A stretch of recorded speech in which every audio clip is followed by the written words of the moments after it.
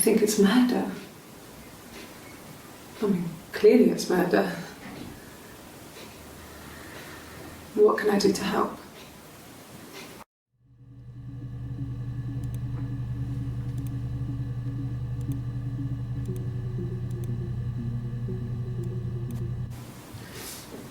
Yeah, that's me. But February, I mean, that was months ago. What's that got to do with Simon's murder?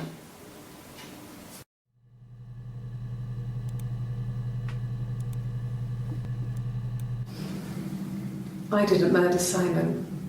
You've got it wrong. You've got the wrong person.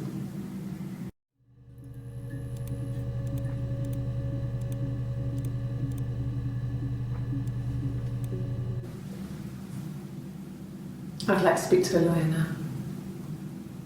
Please. You have no murder weapon. You have nothing. And all these stories we've been telling each other,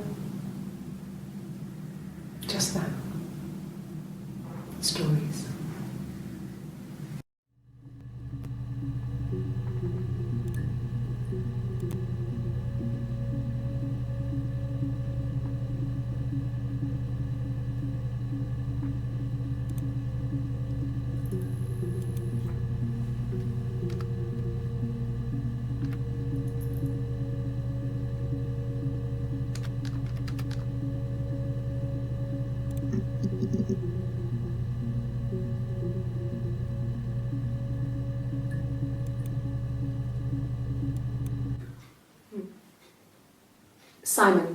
Simon Smith. He works at Ernst Brothers Glass. They do windows, all kinds of glass. Simon does the more special work, mirror making, feature windows, artistic things, really beautiful things.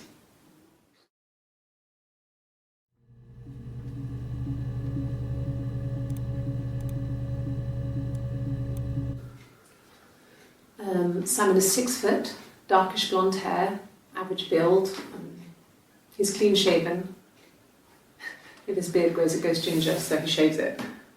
I mean, not that there's anything wrong with ginger hair. I bought a photo. They said a spring photo. This was taken last year on holiday in Rome. It's the best one I have.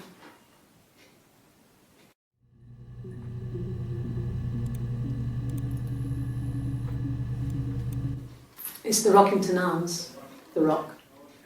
It's run by a nice couple, Peter and Susan. There's some other regulars there that Simon likes to drink with, and the barmaid they have in sometimes, Helen. Peter said Simon had been in and had a few drinks.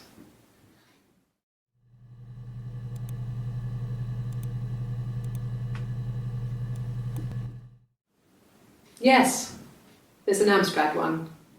No one uses it for very much. There's a printer so you can write letters on it. Simon sometimes plays games, you know, climb the tower, save the princess, that kind of thing.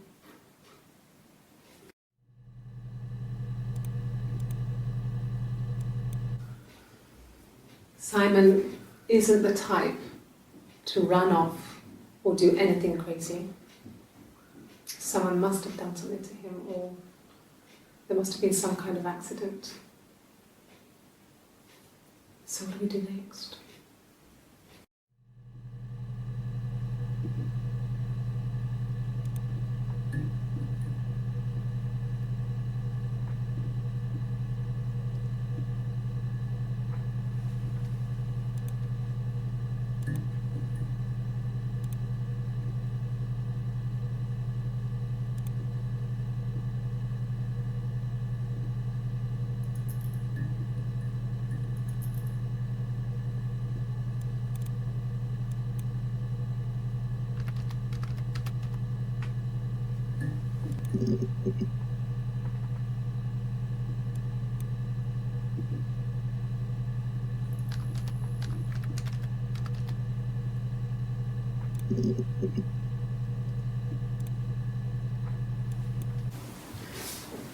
Yeah, that's me. But February, I mean, that was months ago. What's that got to do with Simon's murder?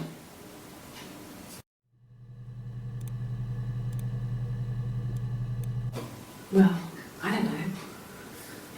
probably had to pop out and get something, that's why I was speeding. And that wouldn't have been noted on my timesheet. But I really can't remember back to February.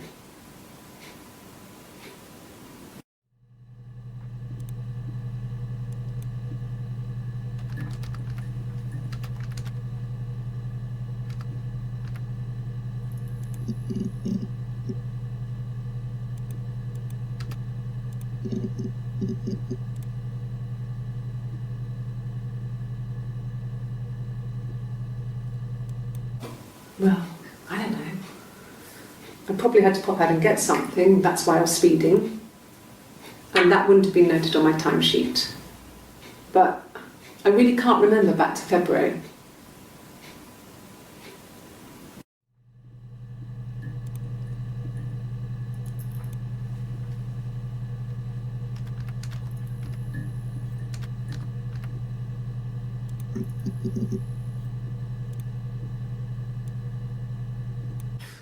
You must be desperate for leads if you're getting hung up over 6-month-old speeding tickets.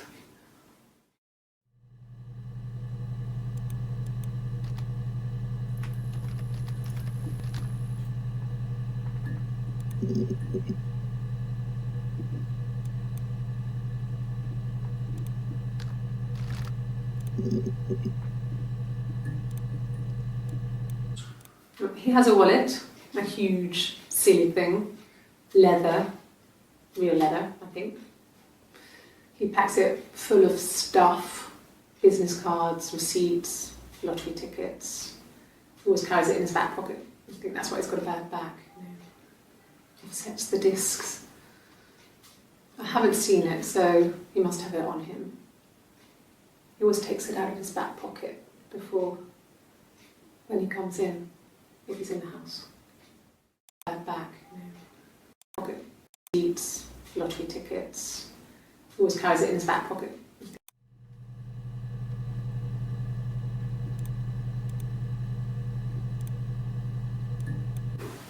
Well, I remember the ticket, of course. I paid it without telling Simon. Didn't want to get told off. And they put points on the licence.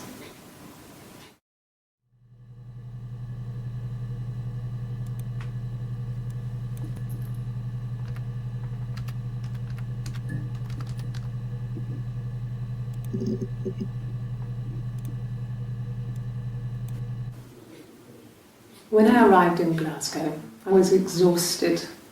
The streets were empty. I was driving badly.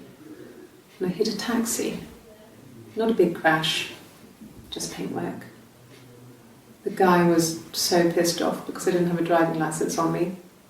But when I told him I was pregnant, he made sure I got to the hospital so they could check me out. It was fine. The hospital must have details when I was looked at. There's a scratch on the car.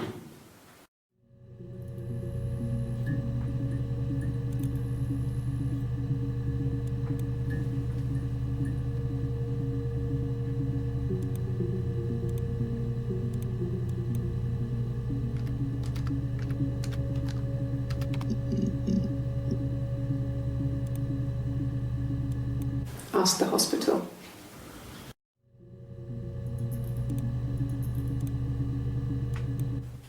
I don't see how it's hard. We've established I was in Glasgow when he was killed. You've spoken with the hospital.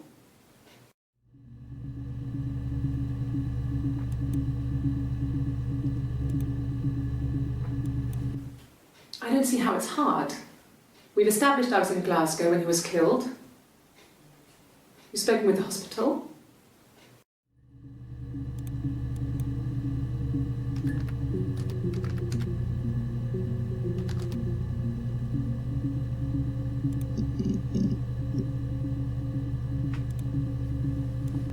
I got in the car and I drove. I just kept driving north. Just kept going, just wanted to get as far away as I could. When I finally stopped, I was all the way up in Glasgow. I was so tired. I just had to sleep.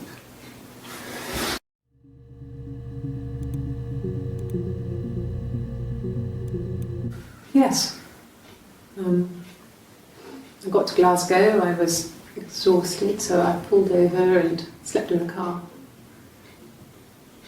I woke up because a rubbish truck went past.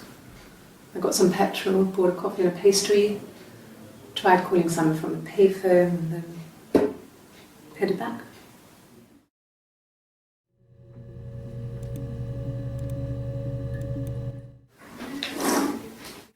Yeah, that's Simon's watch. It was a gift from Eric. He got it this year. It was a wedding anniversary gift. Steel. It would have been Diane who chose it. She has really nice taste. That time, you must eliminate me. I was in Glasgow then.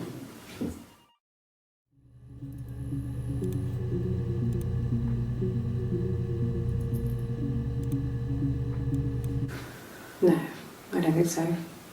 Glasgow was deserted that early in the morning.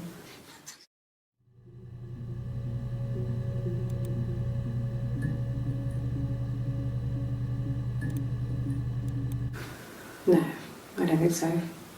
Glasgow was deserted that early in the morning.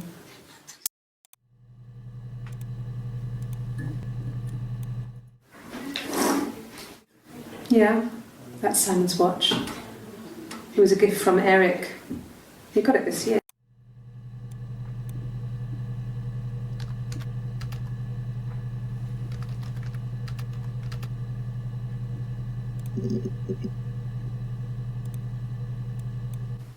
He was wearing a shirt, a blue turtleneck shirt and jeans.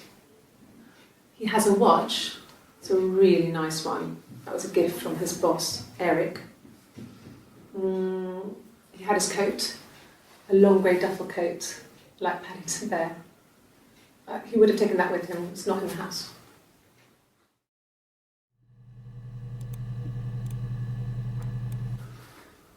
So, it was Friday evening. We had an argument. He left. On Saturday, he didn't come back. I waited all day. He was supposed to go help Eric out with something on the Saturday afternoon. They had a job. He didn't show. So Eric was ringing on the phone. I checked at the Rock, that's our local. They said they'd seen him on the Friday night, but not since. He still wasn't back this morning. It just isn't like him at all. Still not back by dinner time. It's getting dark again. So I decided to come and see you. His parents haven't heard anything either.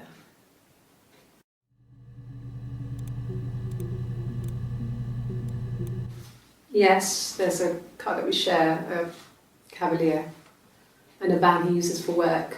It's owned by Eric, but we look after it. Both of them are there now, parked on the street. I'm not sure about the keys for the van.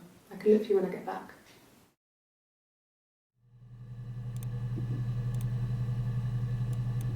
Yes, that would be in his wallet.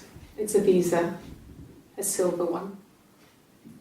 He doesn't like to spend money he doesn't have, so he usually pays with cash, but Eric convinced him to get one.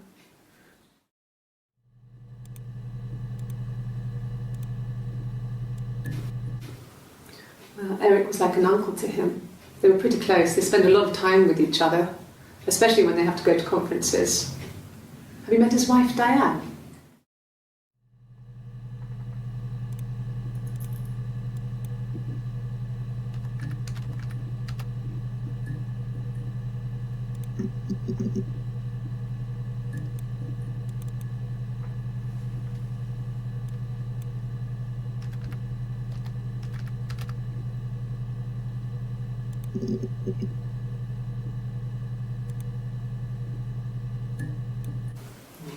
Diane is really nice. She helps out with the glaziers, organises the Christmas party, that sort of thing. They have 2 kids, really sweet kids. She used to look out for me when I worked there.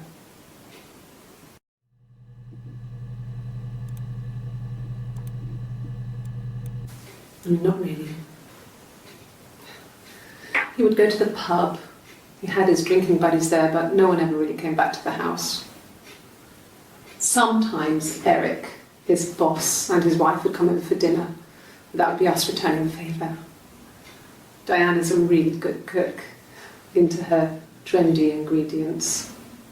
And the last time Simon cooked something off MasterChef, he got the recipe off CFAX, and I did my Lloyd Grossman bit, commenting from the sidelines.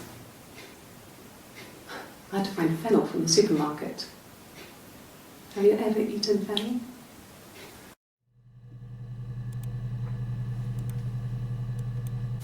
Not really. He would go to the pub. He had his drinking buddies there, but no one ever really came back to the house. Have you ever eaten?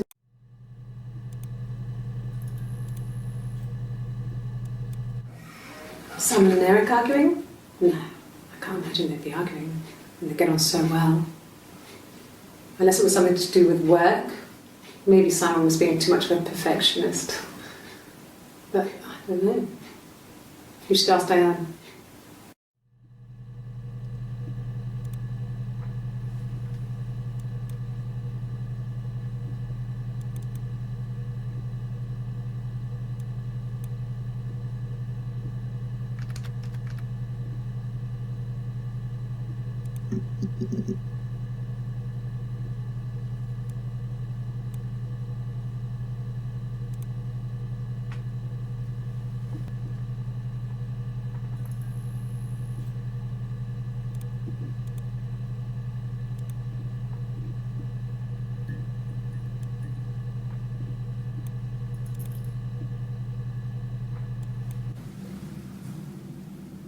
I'd like to speak to a lawyer now.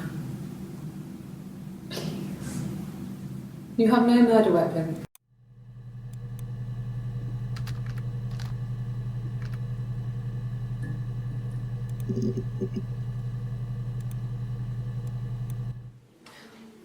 For fuck's sake.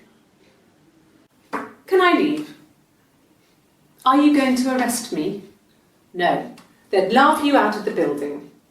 A lawyer would make mincemeat of you.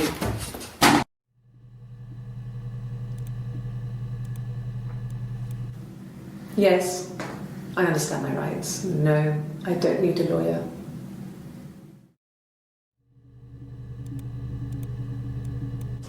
Yes, no lawyer. What are you going to arrest me for?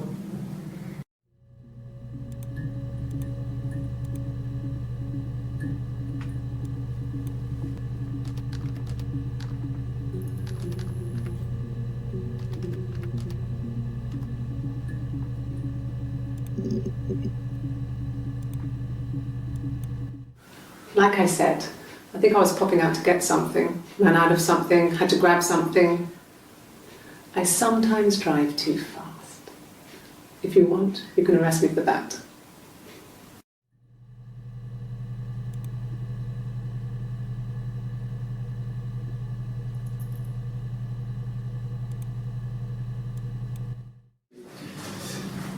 This is a nicer room. Is this where you take people when it's time to arrest them?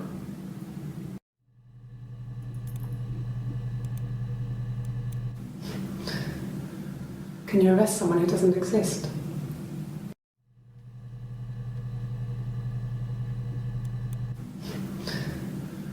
Can you arrest someone who doesn't exist?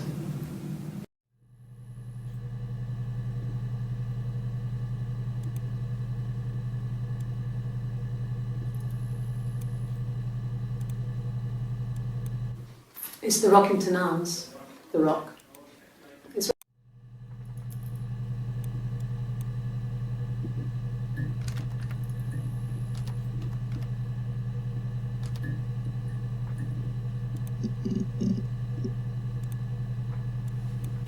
oh God, I don't know. I mean, I guess the rock. You've spoken to everyone there. Someone must have seen where he went. I don't know. So many things could have gone wrong.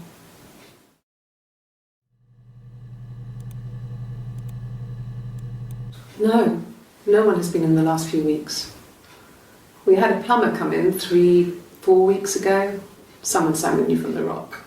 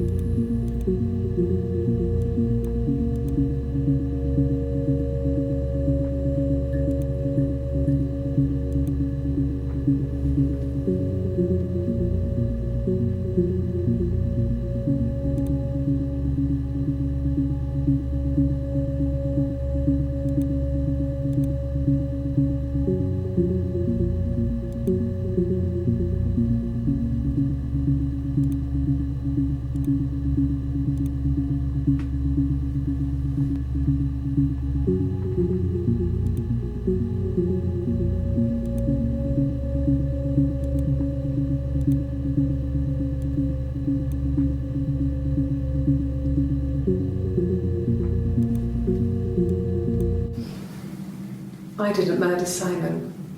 You've got it wrong. You've got the wrong person.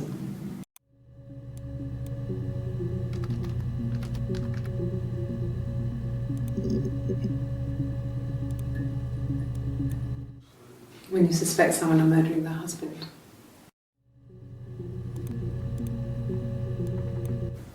Okay. So you want to eliminate me as a suspect?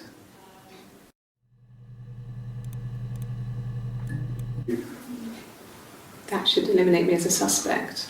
If I was in Glasgow, can't be in two places at once.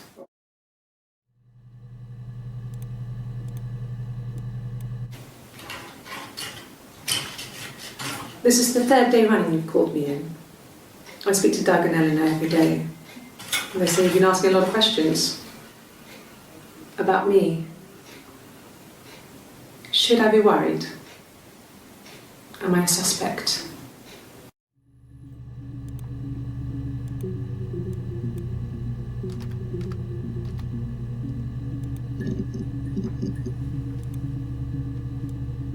Yeah.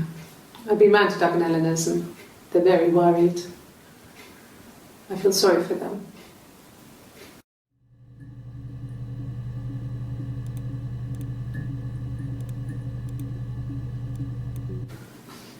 I got a job to contribute, you know. Doug knew someone and I got a job as a dinner lady at the primary school.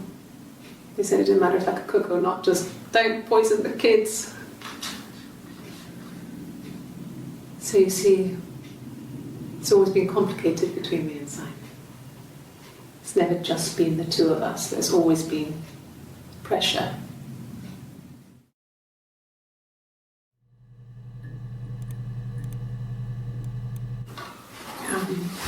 I hoover my dust every week, maybe less. I once asked Eleanor how often I should dust and she said, if people ask, tell them you do it once a week, but every few weeks is okay. I think she was just trying to make me feel better. I mean, when I was there, she was hoovering every day, you know, ran an ordered house.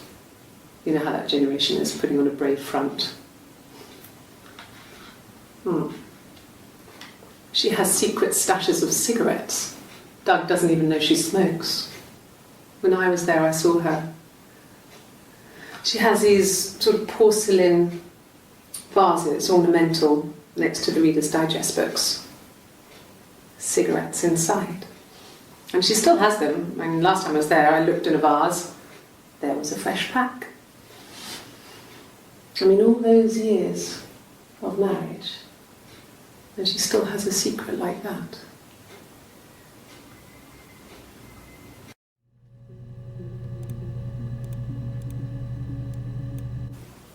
Okay. I parked up in the street. It was busy, so I had to park down the end of the road. Walked up, knocked on the door, no answer. I took my keys out of my bag and unlocked the door. The main lock was unlocked. You can tell because the key doesn't turn when you try to turn it to the left. I walked in. Simon's coat wasn't on the peg. I couldn't see his shoes in the shoe rack. I shouted out. I walked straight into the kitchen because he usually sits in there to have a cup of tea and read his paper, but he wasn't there. I touched the kettle, it was cold. I looked quickly in the living room, nothing. So I walked upstairs to the bedroom and he wasn't there. I didn't search for him because it was pretty clear he wasn't there. I had a shower. The phone rang whilst I was in the shower. I didn't answer it. I think it was Eric. Then I was just exhausted. So I lay down on the bed and I fell asleep, though I didn't mean to. I woke up a couple of hours later and I was surprised to see no one in the bed next to me. And then I remembered where I was and what had happened. That's when Eric called again. This time I spoke to him. Then I called Doug and Eleanor. And then I decided to come and see you. That enough?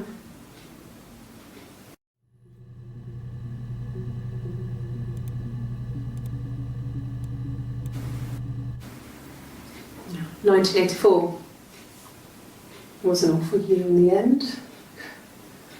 We were living at Doug and Eleanor's. I lost the baby at the end of spring and my parents died in the summer. It was a hot summer, a heat wave. So when they discovered the bodies, it was just awful. Because of the circumstances, them dying together like that, they brought in a lot of police. The forensic entomologist. I had to look that up. It was because of the heat. It's just awful.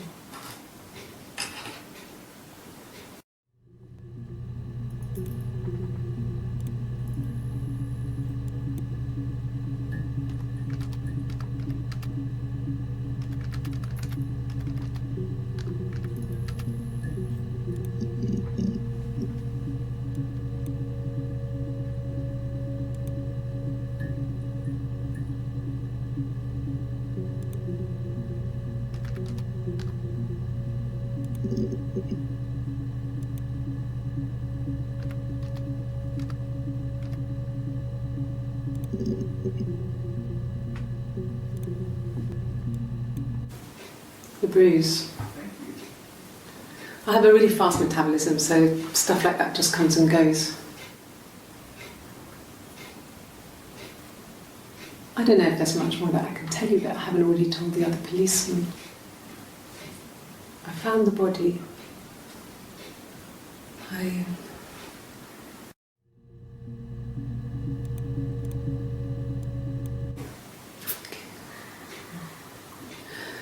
It was after dinner. I'd spoken to Simon's parents on the phone. I looked up for an early night and I suddenly had this thought. I think it was something his mum had said. She'd been speaking about old stuff, sad stuff, about when we lived there, about the baby. There's some boxes in the cellar, nursery stuff we never needed, and I never had the heart to throw out. And I suddenly remembered that when I'd looked down there the week before, those boxes, that pile was in the wrong place. I went cold all over.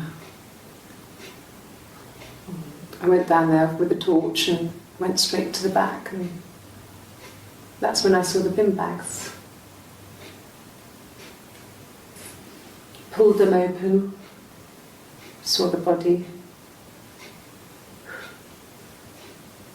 I screamed, and that's when I called the police.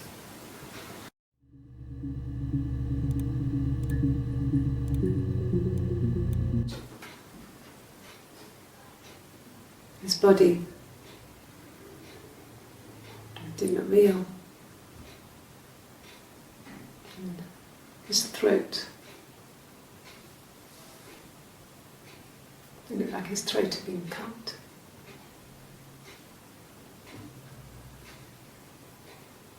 Lindsay's glasses. He has these thick glasses.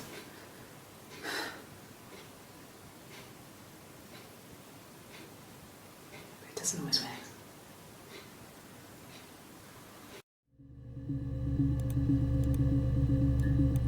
Really? Okay. Here's the rest.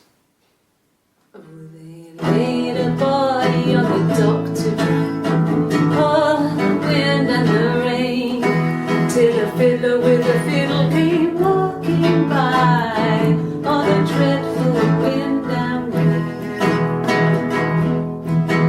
And he made a fiddle bow of her long hair, oh, the wind and the rain. Yes, he made a fiddle bow of her long blonde hair, oh, the dreadful wind and rain. And he made fiddle pegs of her finger bones, oh, the wind and the rain. Yes, he made fiddle pegs from her finger bones, oh, the dreadful wind and rain. And he made a fiddle out of her breastbone, oh, the wind and rain. The sound could pierce a heart of stone, oh, the dreadful wind and rain. But the only tune that the fiddle could play was, oh, the wind and the rain. Yes, the only tune that the fiddle could play was, oh, the dreadful wind and rain.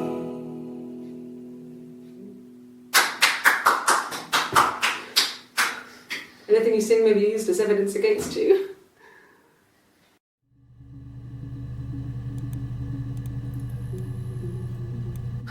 Can you imagine?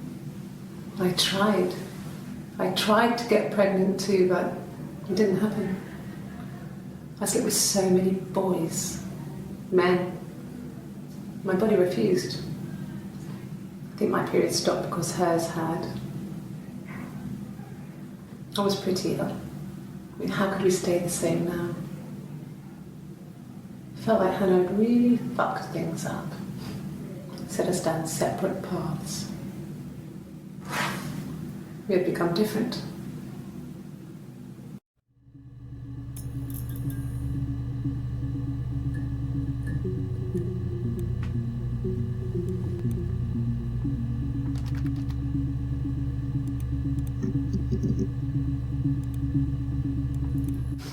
We spent the wedding night in a hotel in Brighton. It would have been too much to do more. We were saving for the baby. It was wonderful to be in a hotel, away from home, just alone together. Since then, we've always tried to get away for our holiday.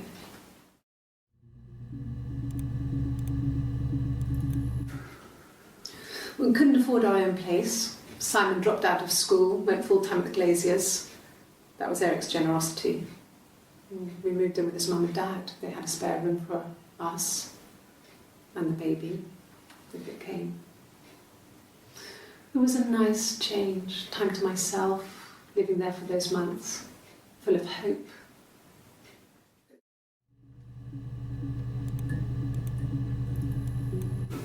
No, I lost the baby. I had a miscarriage at 8 months. We carried on living at Simon's parents until, well, it was only a few months after.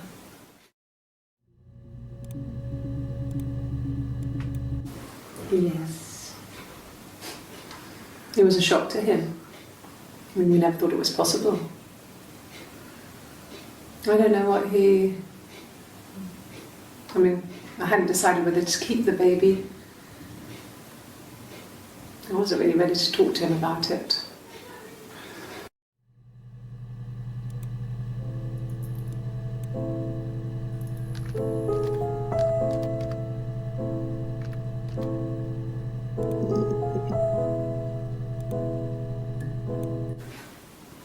I got pregnant.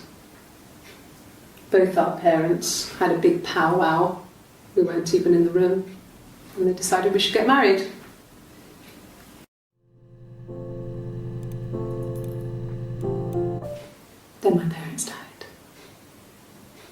It was the worst year of my life. The miscarriage and then my parents.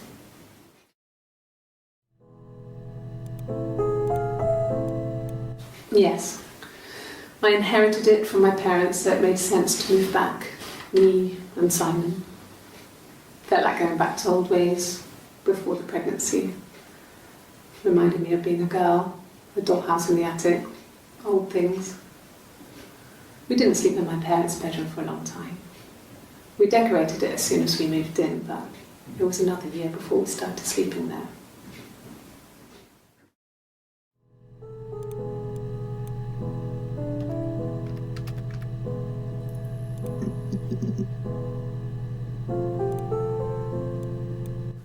Sure, yes, of course, if that would help.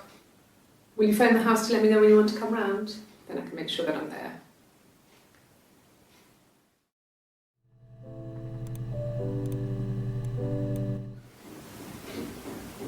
I wasn't in the house.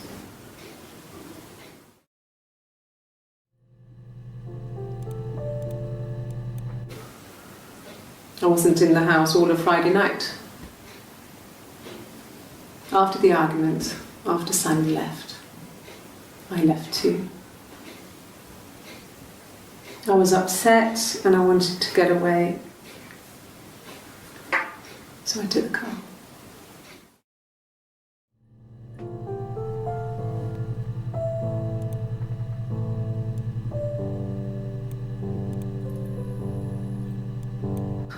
Can you imagine? I tried to get pregnant too, but it didn't happen. I slept with so many boys, men. My body refused. I think my period stopped because hers had. I was pretty ill. I mean, how could we stay the same now? I felt like Hannah had really fucked things up. Set us down separate paths. I felt like Hannah had really fucked.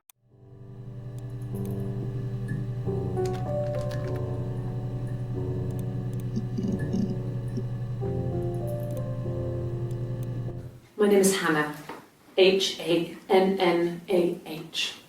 It's palindrome. It reads the same backwards as forwards. It doesn't work if you mirror it though, it's not quite symmetrical, but well, I mean, you get the idea. Sorry. Hannah Smith, I live at 31 Gladstone Street.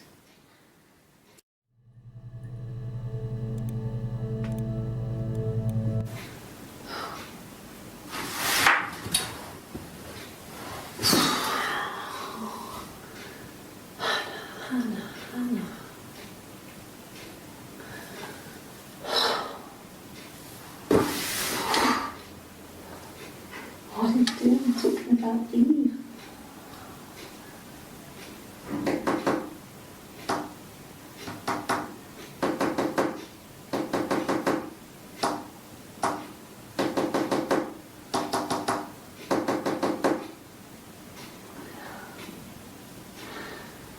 Poor son.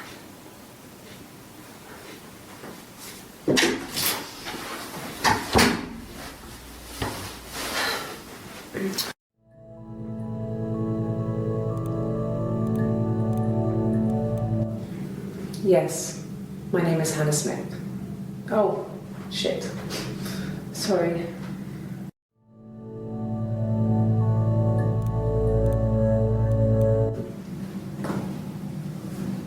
Across the road, where my parents first lived there, was a midwife called Florence.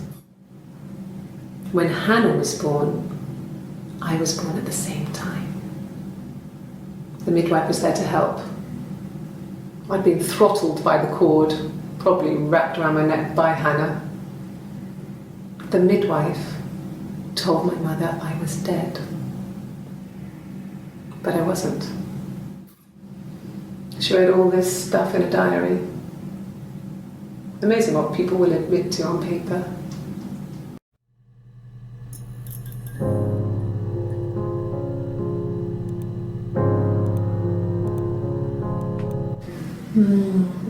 She recognised me from the window.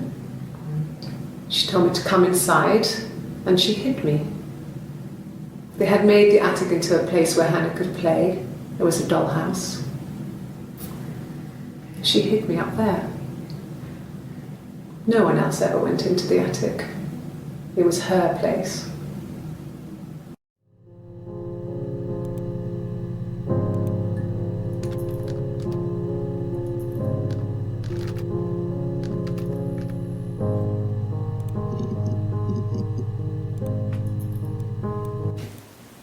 Twins?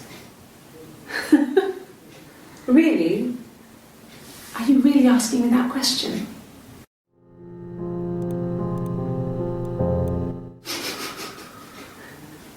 Are you out of your mind? Twins?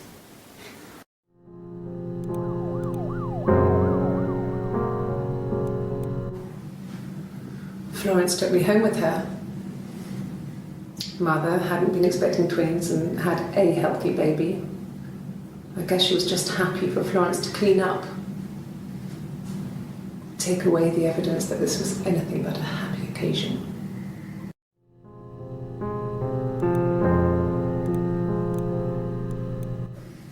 There were always princes and princesses. They were the special people, more important than the other characters in their stories. We knew we were like that. Twins. Magical. We were the princesses. We had a poster of Princess Diana from the newspaper up in our attic. Had a pride of place. And underneath we used to put all our special things. When her engagement was announced, we were obsessed with everything she did. And later, when her life went so bad, we felt for her. Her divorce last year just kind of drew a line under things.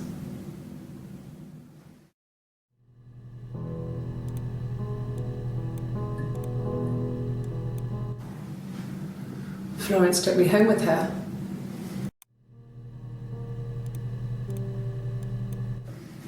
There were always princes and princesses. They were the special people, more important than the other characters in their stories. We knew we were like that. Twins. Magical. We were the princesses. We had a poster of Princess Diana from the newspaper up in our attic. Had a pride of place. And underneath we used to put all our special things. When her engagement was announced, we were obsessed with everything she did. And later, when her life went so bad, we felt for her. Her divorce last year just kind of drew a line under things.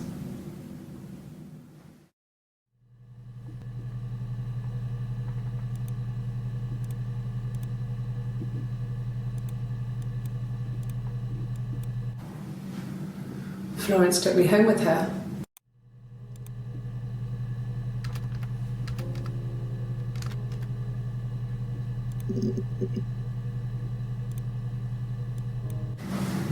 Florence raised me in her home. I never left it. She kept me out of sight. It wasn't odd for people to see a midwife with a baby, carrying in supplies, washing nappies, that sort of thing. I never knew any different. I grew up looking out of my window and seeing her across the road. I thought it was like a reflection in the mirror. She was me.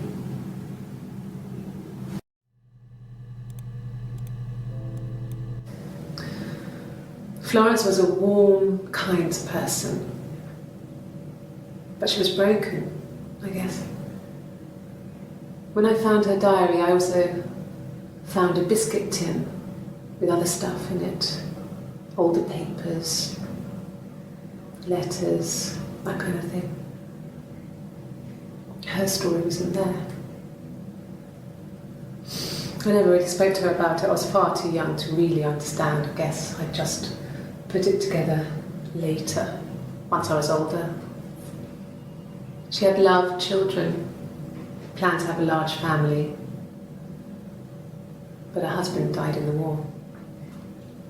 And that was back when you married for life. She never felt like she could marry again. Isn't that strange? She was a widow from her 20s. But, I mean, I guess it was different then. You know, you married for life and she felt she could never marry again. I guess it was harder, a war widow. One of the dead. I don't know, maybe there was more to it than that. I don't really know.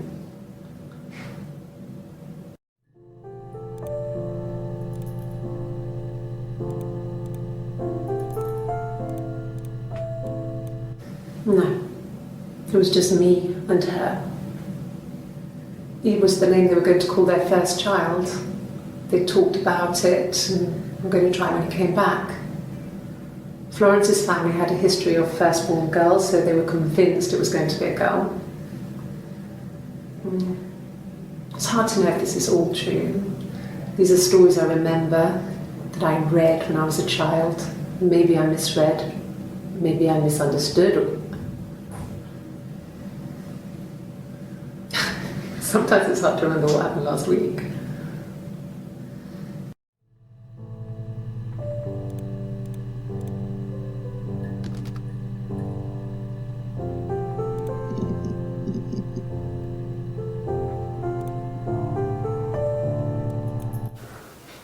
Well, my friend Eve.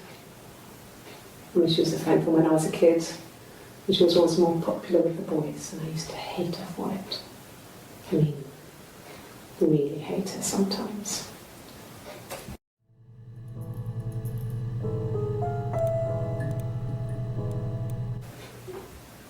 Yes, we'd fight. We fought on the beach once and I held Eve's head underwater. There was no one else around. It was at the far end of the beach. And I held her head under and I kept it under. And for a moment, I just wanted to kill her and watch her drown. But that was it. It was just a moment. We made up afterwards. It was a love-hate relationship.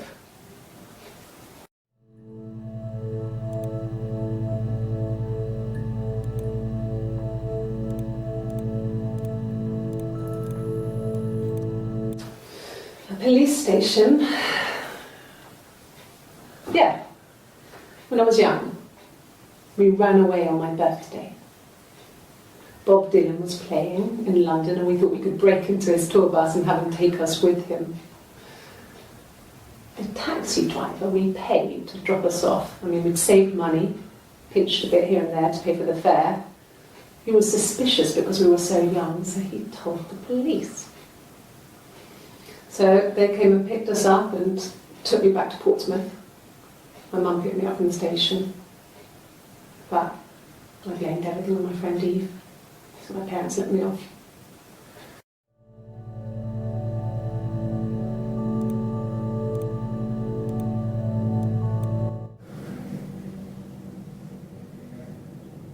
My mother called me Eve.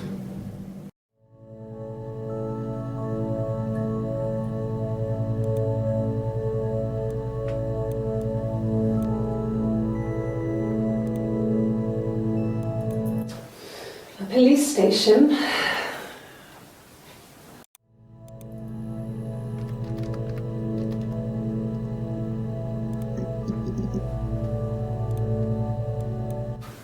When will the police let me back in the house?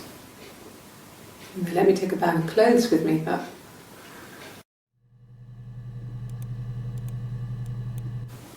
they said it was food poisoning. There was something in the food they ate. My dad liked to pick mushrooms, grow them too. They said it was the mushrooms. It was hard to believe. Death caps. They have a skirt around the cap. My dad taught me that. But, I mean, the police had no reason to think it was suspicious. They lived alone and no one had any reason to hurt them.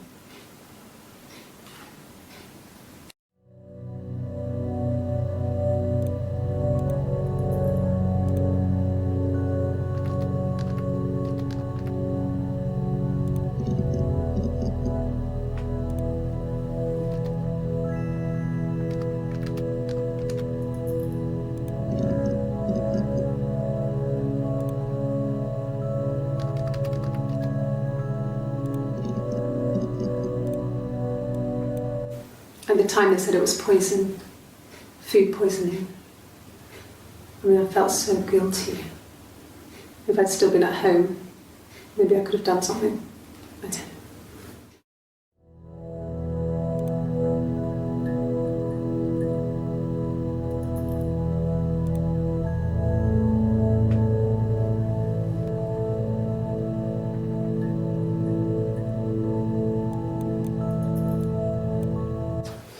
A police station. Yeah. When I was young, we ran away on my birthday. Bob Dylan was playing in London and we thought we could break into his tour bus and have him take us with him.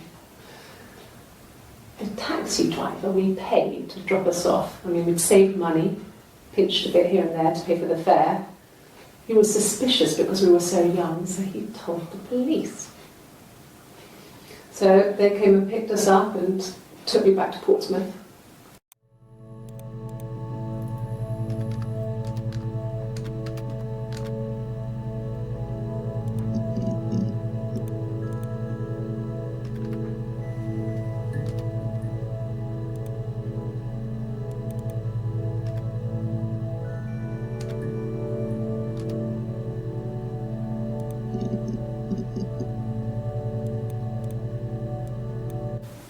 They said it was food poisoning.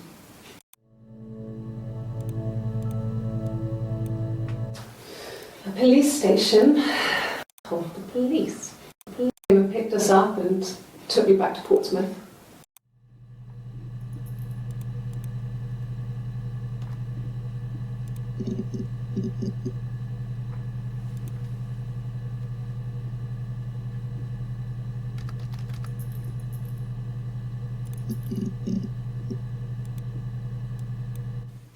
And what did your wife do?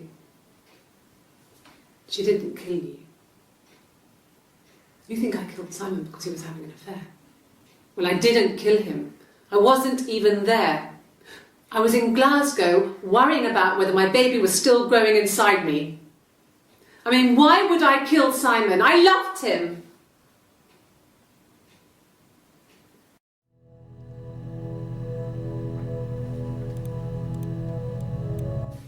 I mean, what if they were crazy? You hear about these crazy people all the time. I mean, why would anyone who knew Simon want to kill him?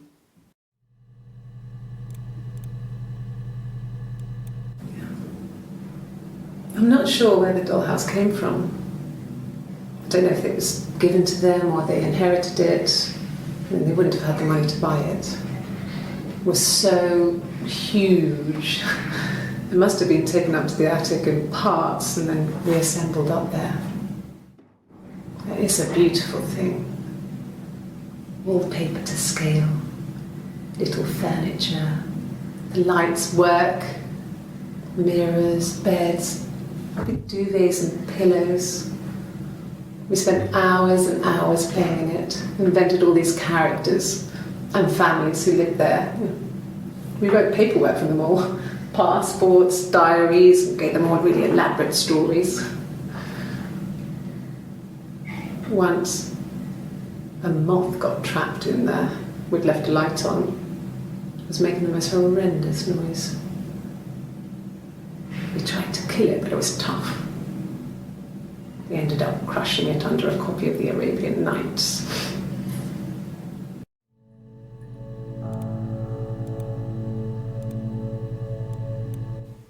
And what did your wife do? She didn't kill you. You think I killed Simon because he was having an affair? Well, I didn't kill him. I wasn't even there. I was in Glasgow worrying about whether my baby...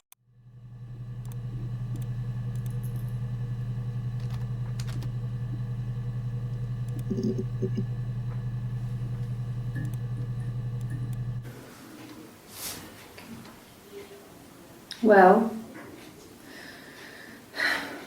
she has a knife. She's been cooking, I guess. She's been cooking him his favourite meal. She's his wife.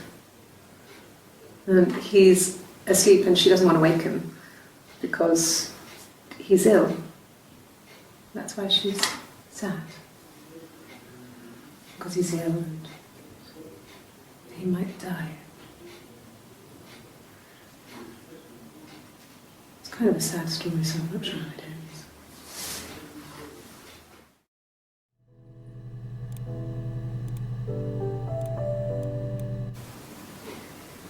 You're reaching here. Oh, I don't know why. No, I've never cheated on anyone. I've never taken anything from anyone. Simon is dead. But I have my baby to care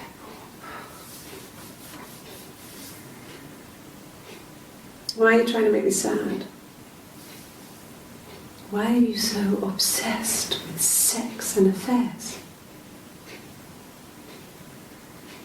You cheated on your wife. Is this your thing?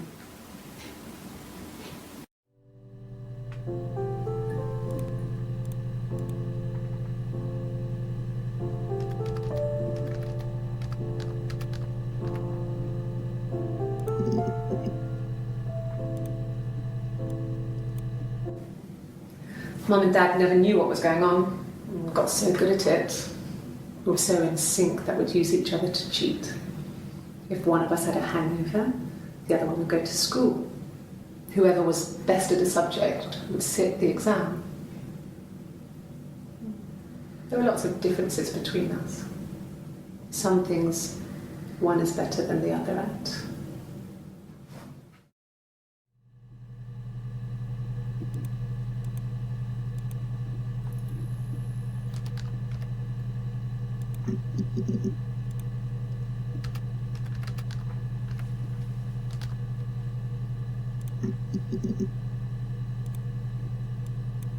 An affair?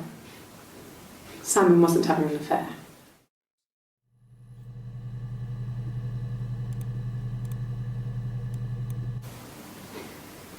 You're reaching here. Oh, I don't know why.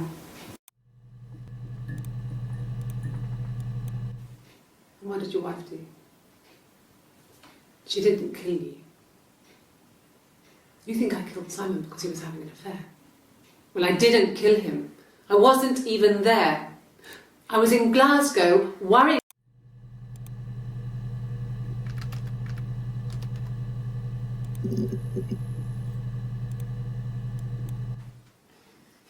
You want me to play something?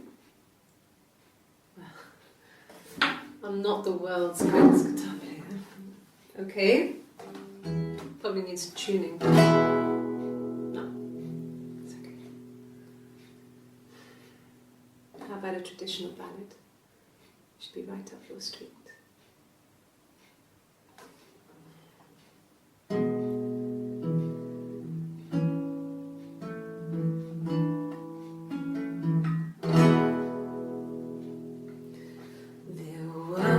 Two sisters came walking by the sea. Oh, the wind and the rain. The eldest one pushed the other one in.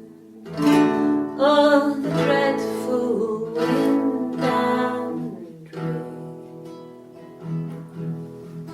See, they both had a love for the captain's son. Oh, the wind and the rain, but he only cared for the youngest one.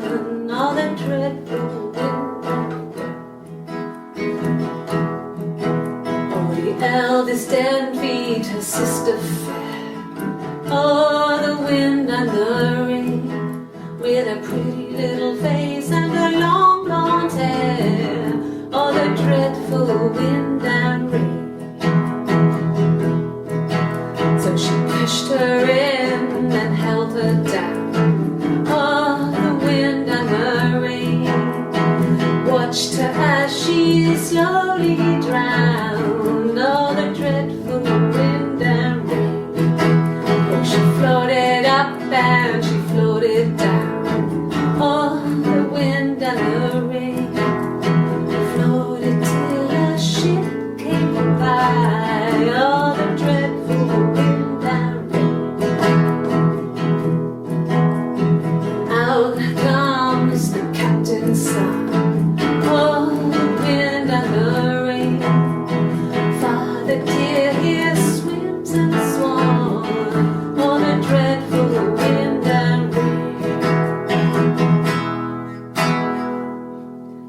gets really weird, so I think that's a good place to stop.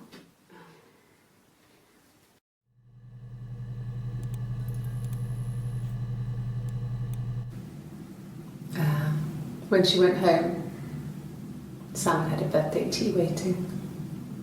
Afterwards, she told Simon about me, told him I was pregnant. She wanted me to move in with them, this sister he didn't know she had. She knew that instant. The look on his face. She knew.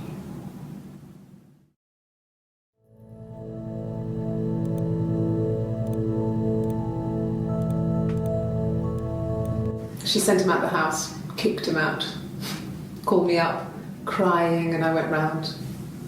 I guess I had a feeling I could hear something was wrong in her voice, but I wasn't sure what it was. She called me sister on the phone. She never calls me that.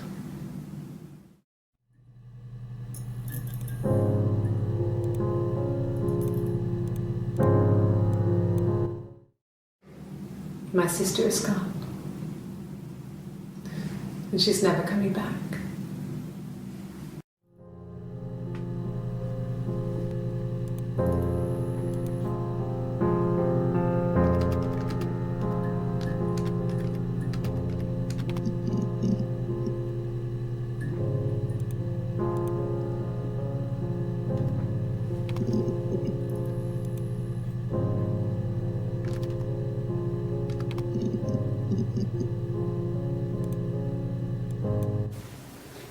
I mean, I don't know. Something must have happened to him on his way home. He could be hurt. I mean, why hasn't he phoned? I don't know.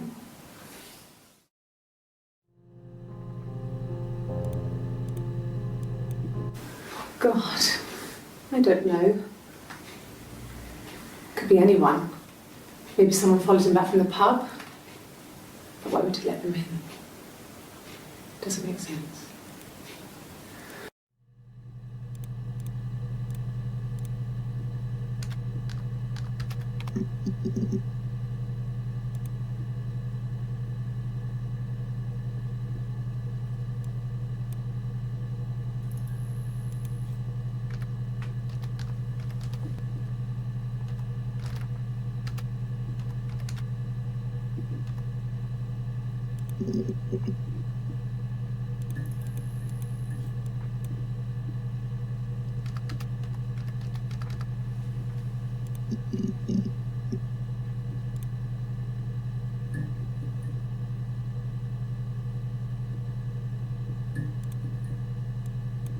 She sent him out the house, kicked him out, called me up, crying, and I...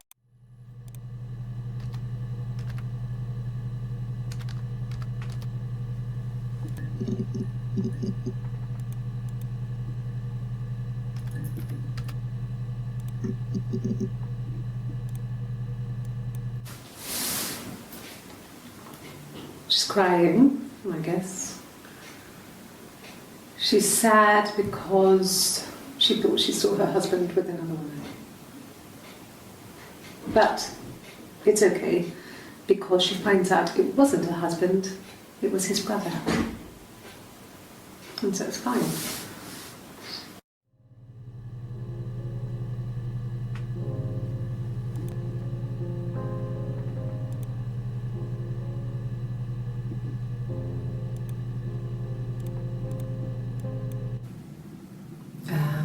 When she went home, Simon had a birthday tea waiting.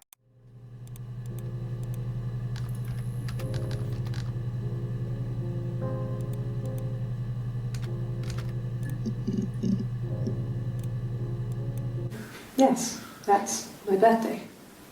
Not one of the big ones, but I guess you can see that.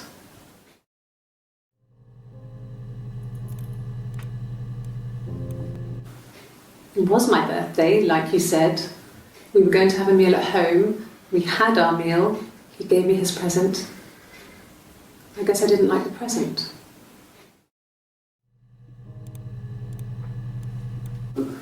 No. Well, Yes. He found out on my birthday. I told him I was pregnant.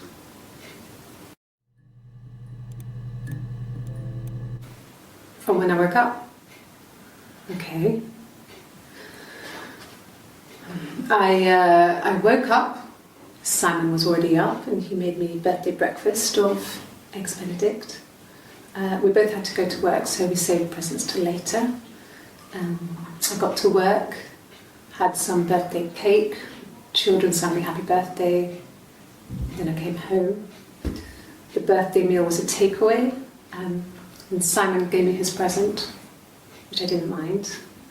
And after that, we talked about the baby. It turned into a big argument. Simon left. I was furious. I wanted to get as far away as I could and get some space to think. So I left.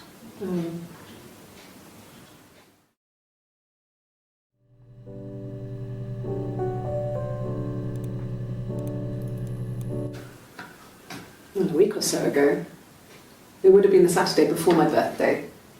You know, I get like that on the weekends, have a lie-in, then want to get up and blitz the house. A week or so ago, it would have been the Saturday before my birthday. You know, I get like that on.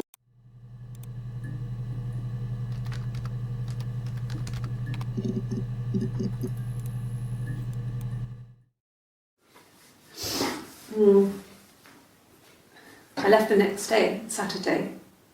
I slept for a few hours in the car. When I woke up, I came straight back. Simon wasn't returning my calls and I wanted to try and make up.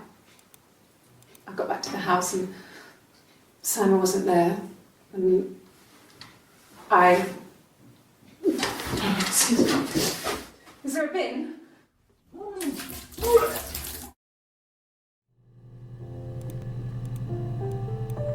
It was late, early Saturday morning.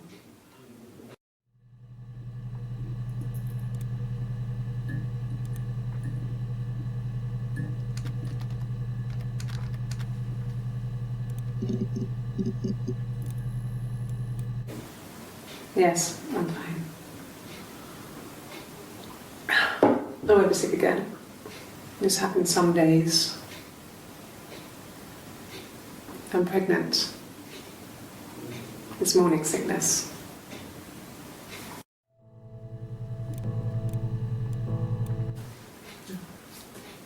It's Rapunzel.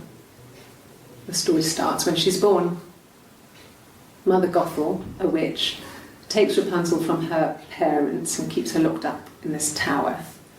Rapunzel gets pregnant by the prince, and Mother Gothel is furious, so she cuts off her hair and throws it. Actually, her hair's already short here, so that's already happened. So she throws her into the wilderness, and Rapunzel is reunited with the prince, who's blind. But she kills him with her tears, and so it's a happy ending. Is that too much?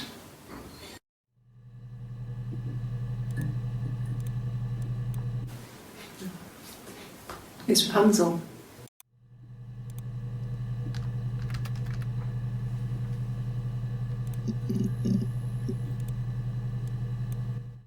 Yes, I read a lot as a child and watched lots of TV. Then the doll's house we had, we still have in the attic. It's kind of a fairy castle. We used to play up there and make up our own stories.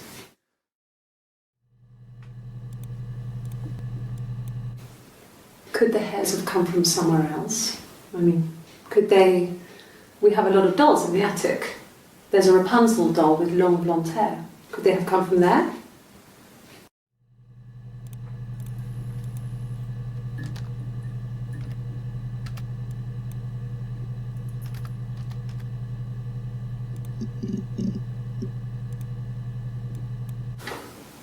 What kind of hairs?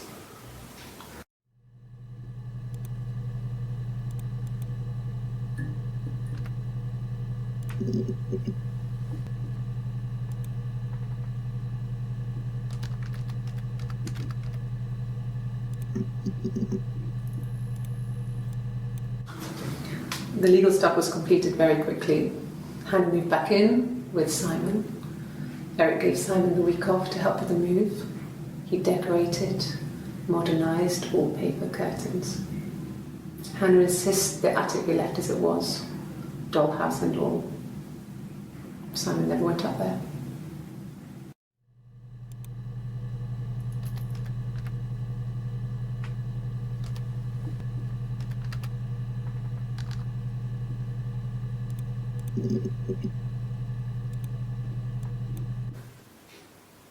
No. The whole thing was wrong. The bags, I think they were from our kitchen, you can probably check that. We never go into the cellar. It's just a place we put things we don't need. Dad used to grow mushrooms there. The bags were taped up. I think it was parcel tape, but I think it was ours.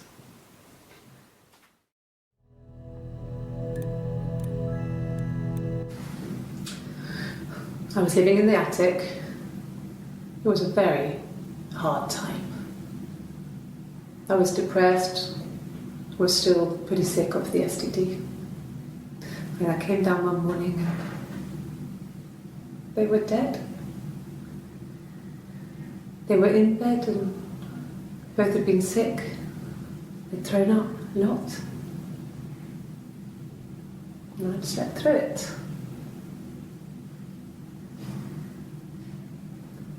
The police said it was the mushrooms they ate. Dad was a mushroom expert. I mean, he used to take us picking with him and he taught us how to recognise them.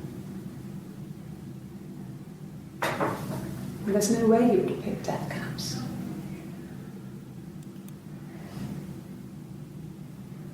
But the police believe that's what happened. They never even looked in the attic.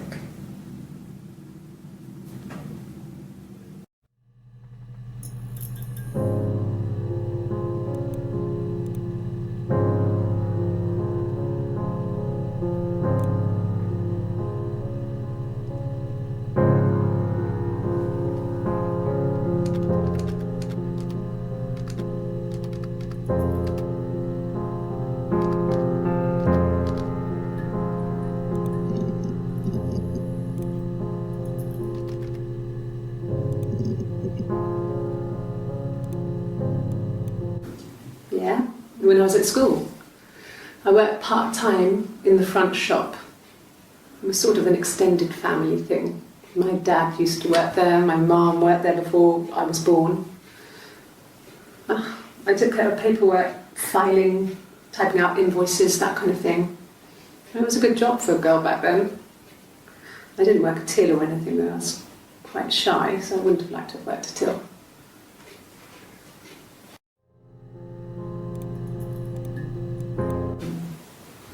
No, they were shut. Most of the windows were really hard to open anyway. They're stifling in summer. They were painted over by my dad. Could have left a door open accidentally. Or there's a cat flap in the back door.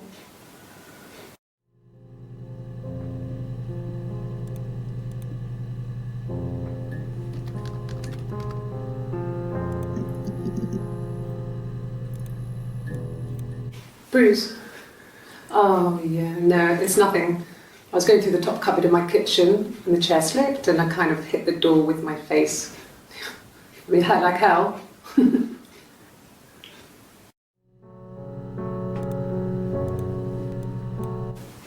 The bruise. I have a really fast metabolism, so stuff like that just comes and goes. I don't know if there's much more that I can tell. If one of us got hurt, the other one would have to be hurt too. A grazed knee, a bruise. When I lost my tooth first, we had to pull out Hannah's to match. Once, I slept with a boy who was seeing another girl. The girlfriend came up to Hannah the next day and punched her in the face, gave her a huge black eye. that night, she had to do the same to me. And she almost went too far. I couldn't see out of that eye for days. She snuck frozen peas up for me from the kitchen. So much of our bodies were synchronised anyway. We started our period on the same day. All our childhood diseases, stomach bugs, nits.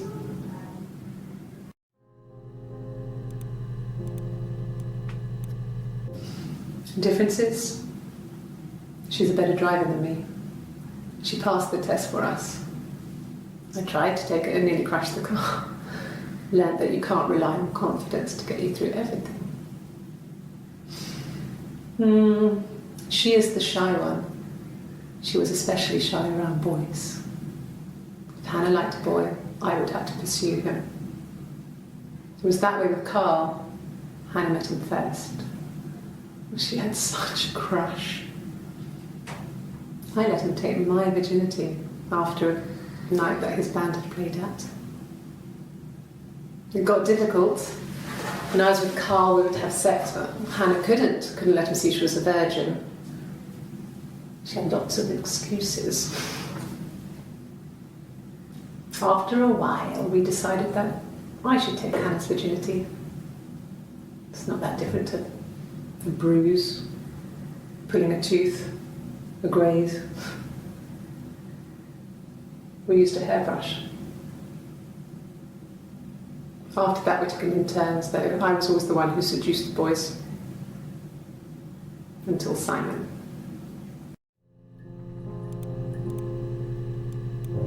This was about 9. I went round and she was waiting for me. She was furious and so angry, the kind of anger you can only have towards yourself. We screamed at each other, argued, cried, we fought. I hit her back, left a bruise. I had my wig on from performing and she tore it off. Eventually, we grew tired of fighting and I left.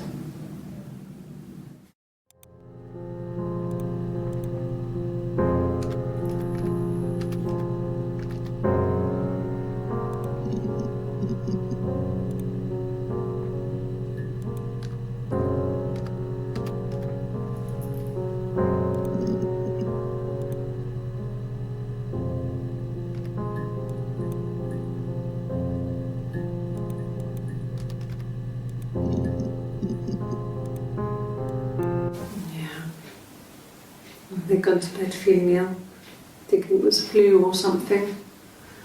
The neighbour called me, I had to use my key to let them in. We found them dead in their bed. And they'd been there for days, no one had noticed. Just awful. It was so soon after my miscarriage, the worst year of my life. I'd been so happy to get married, and after that it was just like, fuck.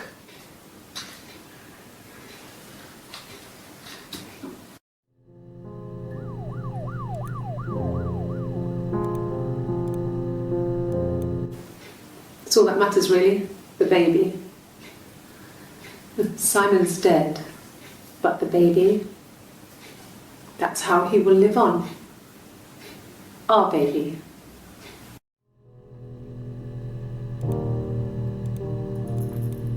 It was supposed to be a secret.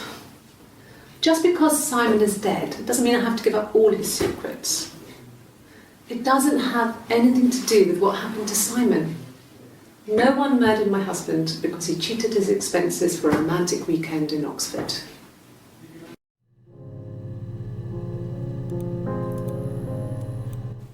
Rehearsed? You ask me the same question, you'll get the same answer. Is that your evidence? Of course I thought about what happened then. It's all I've thought about.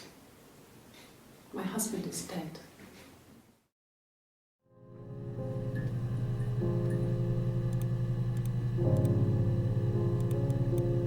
It was supposed to be a secret. Just because Simon is dead, is for a romantic weekend in Oxford.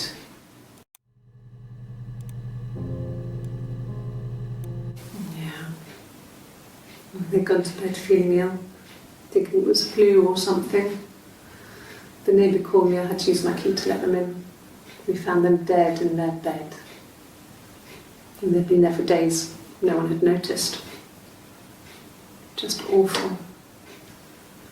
It was so soon after my miscarriage, the worst year of my life. I'd been so happy to get married, and after that it was just like,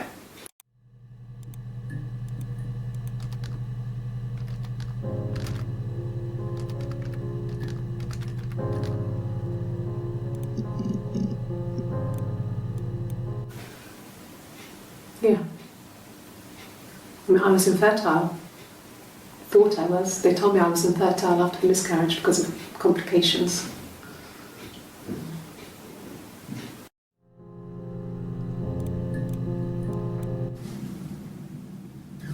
Hannah had a miscarriage. This was late in the pregnancy and it left her infertile. Felt like the universe had corrected its course. We were aligned again. But Hannah and Simon were still living with his parents. They were married. Simon had a job at the Glaziers now. Eric had given him a full-time position after he left school. And then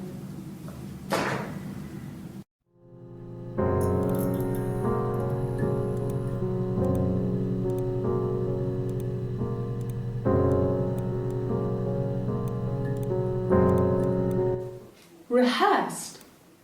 You ask me the same question, you'll get the same answer. Rehearsed.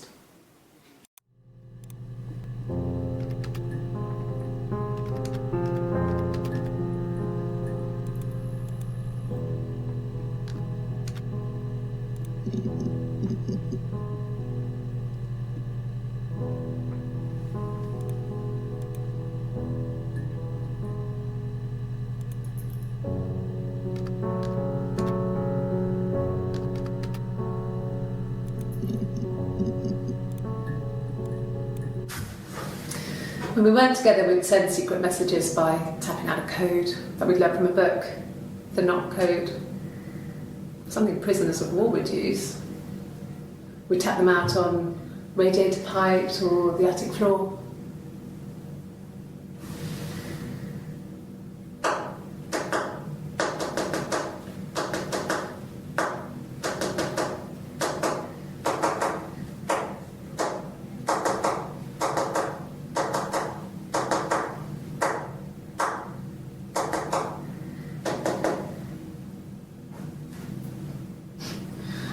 Dad thought we had mice, but they couldn't find any. Bought a cat anyway. Something prisoners of war would use.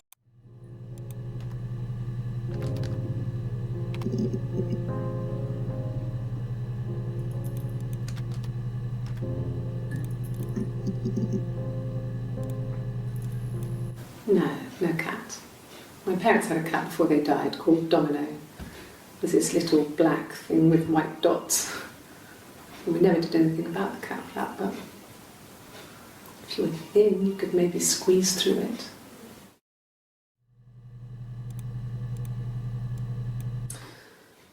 This other person doesn't exist. I don't know what the blonde wig is, but it could be anything. Have you looked at the cat flap? We loved our cat, Domino. He had this little bell around his neck to stop him from killing birds in the garden. And we used to write each other notes and put them in the bell, and we could send them to each other. Mum found some of the notes once, and she thought I was just writing to myself because our handwriting was identical. And we had our own words for things, so she didn't quite understand them anyway.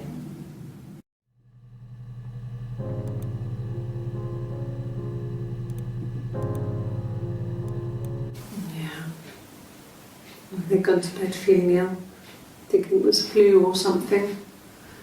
The neighbour called me, I had to use my key to let them in.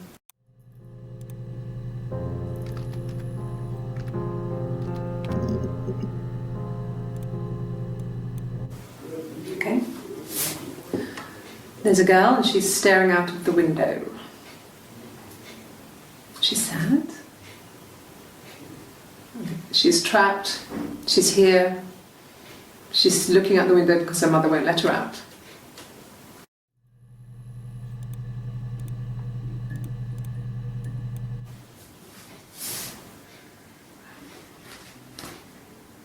Okay.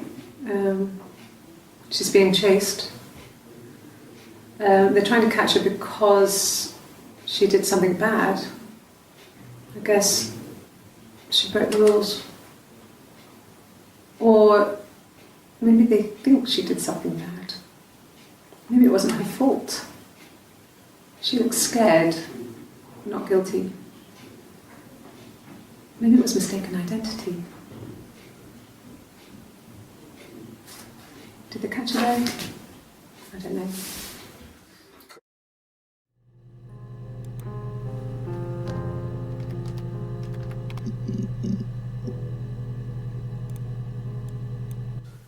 No, he doesn't have any tattoos. He has a scar down here near his stomach, past his hip.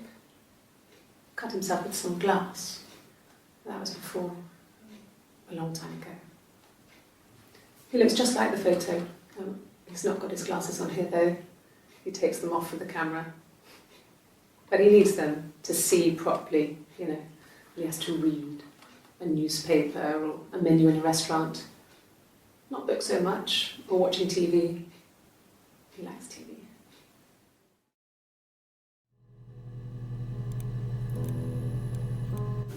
Yeah, we were 17. It was a nice wedding, people said. Simon looked very handsome in the photos. His parents paid for everything, but he's an only child, so it was important to them. It was what they called a shotgun wedding. But if you looked at the photos, you couldn't tell. The dress was beautiful. It looked like Princess Diana's. The train wasn't quite as long though. There's a great photo of the bridesmaid helping to carry it out of the car.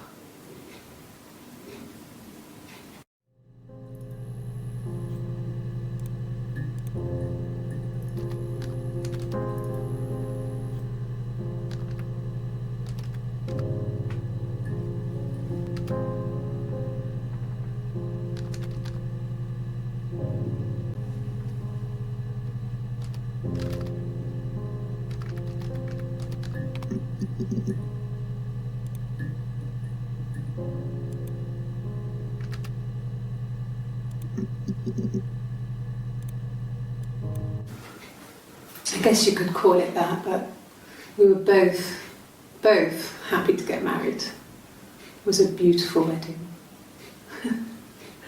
We had our first dance to Come Back and Stay. I'm not sure if that's a good wedding song, but I loved it. I chose it. I mean, it was genuinely our first dance. We'd never danced together before. It was probably awful to watch, but I enjoyed it. It felt like it was just me and Simon for that moment. Just the two of us.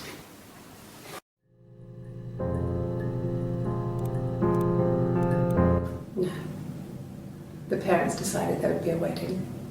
And after the wedding, Hannah moved in with his parents.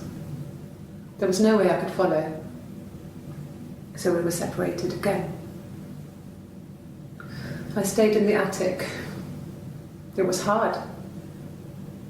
It's like I suddenly didn't exist. I would sneak out, but in case anyone recognised me, I started wearing a wig. Hannah and I would meet up in the park. I was trying to get pregnant, but I couldn't. I mean, I couldn't do it with anyone we knew, so it was sex with strangers, drunk guys I'd met in clubs, parks and alleyways. I was 17. It felt like I was being punished. But it was Hannah who had betrayed us. I had to stop when one of the guys gave me an STD.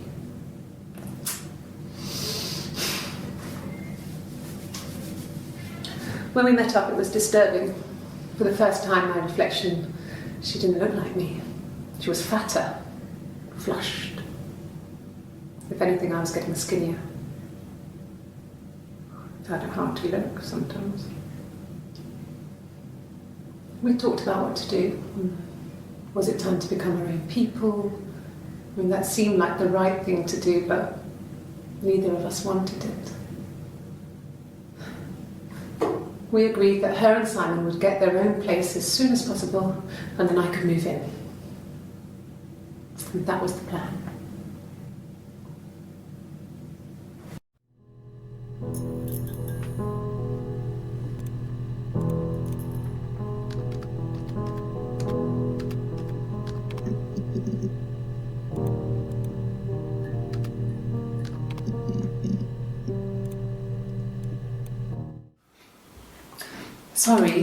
Sorry. The picture, the way it's drawn, just reminded me of the books we used to read as children. I read those fairy tales over and over, and they were so real to me. Rapunzel was my favourite. My brain is just full of it. Are any of these in colour?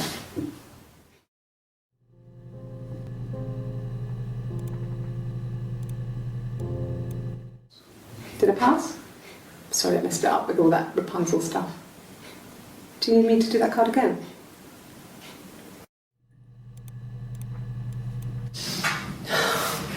We were obsessed with fairy tales. Not just the pretty ones, but the traditional ones. They were dark and real, bizarre and violent. Felt like life. We had this huge old book that I think Mum must have bought from a library sale. The illustrations had thin tracing paper over them to protect them.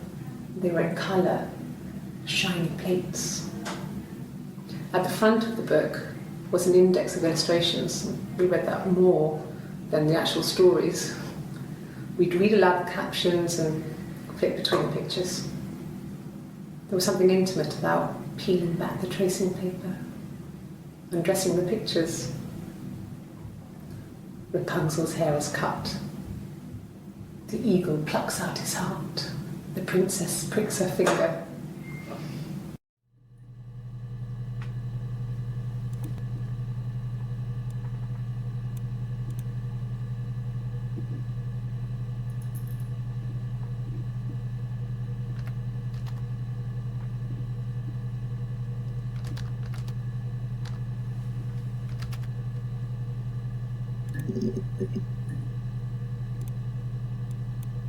And the Glaziers.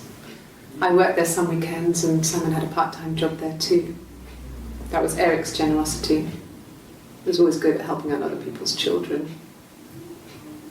Simon was quiet, more thoughtful than the other boys.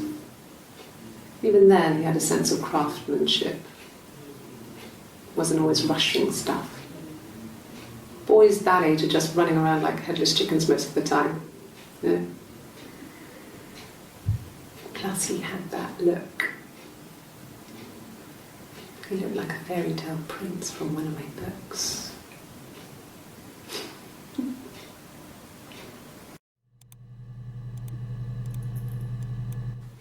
Simon never cheated on me. He was devoted to me, and I was devoted to him. Nothing in life is easy. We were good to each other.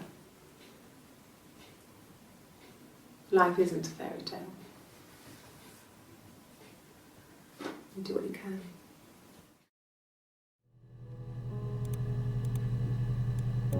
Well, she wasn't my real mother, but she raised me. Do you want to hear the story? It's a real life fairy tale.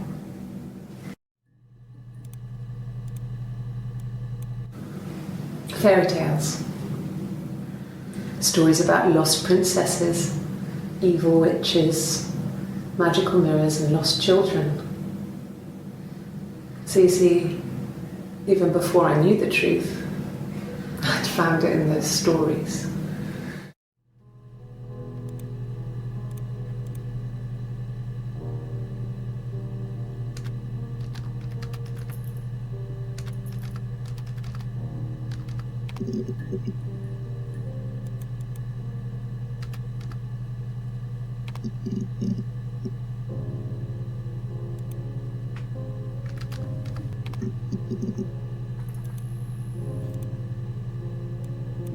No.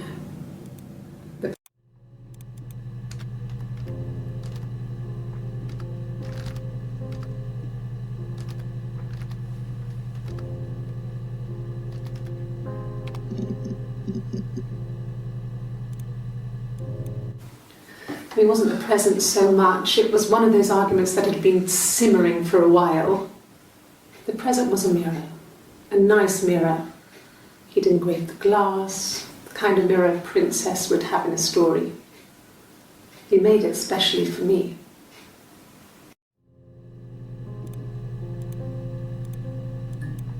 Yes, like a story, a beginning, a middle, and an end.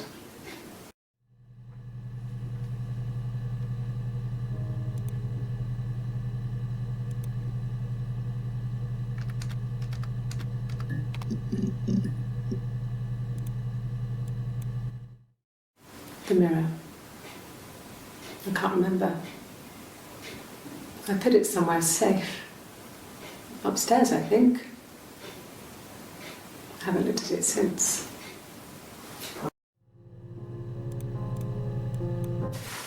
Silverleaf? No. He normally silvers them properly. This mirror, it's supposed to look antique. The reflection isn't as good. It's the perfect mirror for someone who doesn't like to look at their own reflection.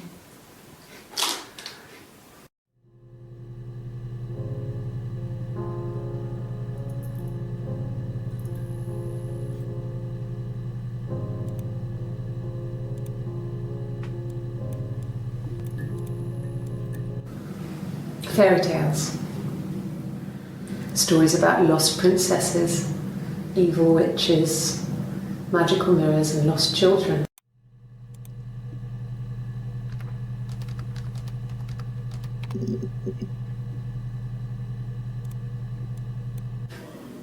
Do you have children?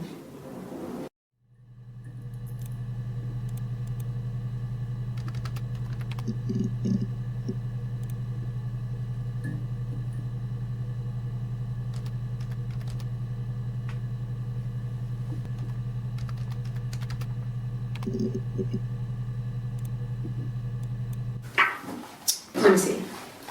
Yes. I drove in here because I remember, well, I went over the river. And then there was a church. There. Yeah. And I probably parked. Well, I remember seeing a street sign called Princess Street. There it is. Yeah, so I'm pretty sure it must be this one. There.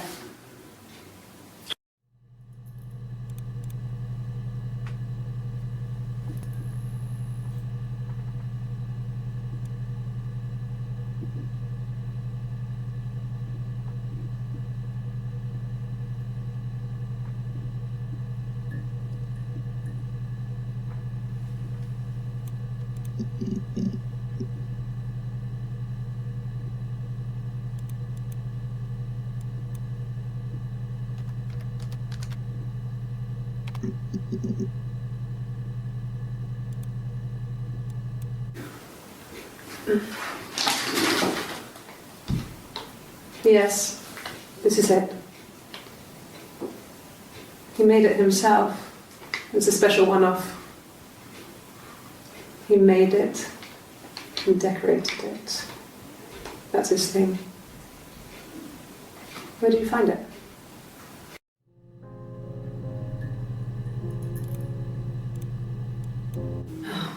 Okay. I parked up on the street. It was busy, so I parked down the end of the road. I walked up to the house, I knocked on the door, no answer. I took my keys out of my bag, unlocked the door. The main lock was unlocked. I could tell because the key wouldn't turn when I tried to turn it to the left. I walked in, Simon's coat wasn't on the peg. I couldn't see his shoes on the shoe rack. I shouted out for him. I walked straight into the kitchen. He usually sits in there to have a cup of tea and read his paper. He wasn't there. I touched the kettle, it was cold. I looked quickly into the living room, nothing. I walked upstairs to the bedroom, he wasn't there. I didn't search for him because it was pretty clear he wasn't there. Then I had a shower. Whilst I was in the shower, the phone rang. I think it was Eric, his boss. I didn't answer it. Then I came out and I was just exhausted. So I lay down on the bed and I fell asleep, but I didn't mean to. I woke up a couple of hours later and then I decided to come and see.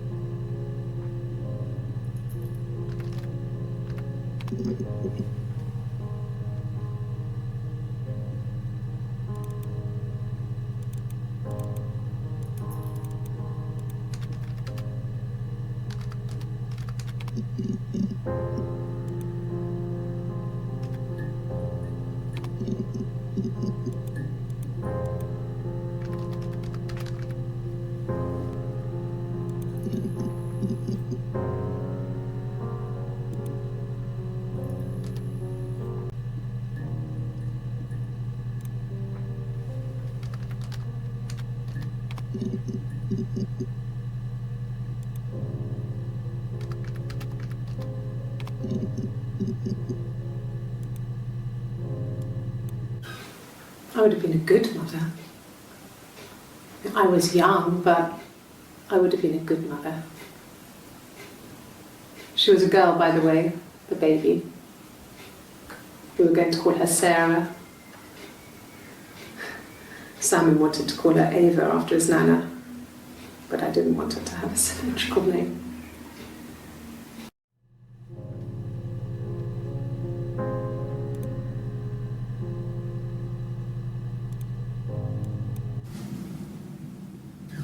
Hannah had a miscarriage. This was late in the pregnancy and it left her infertile.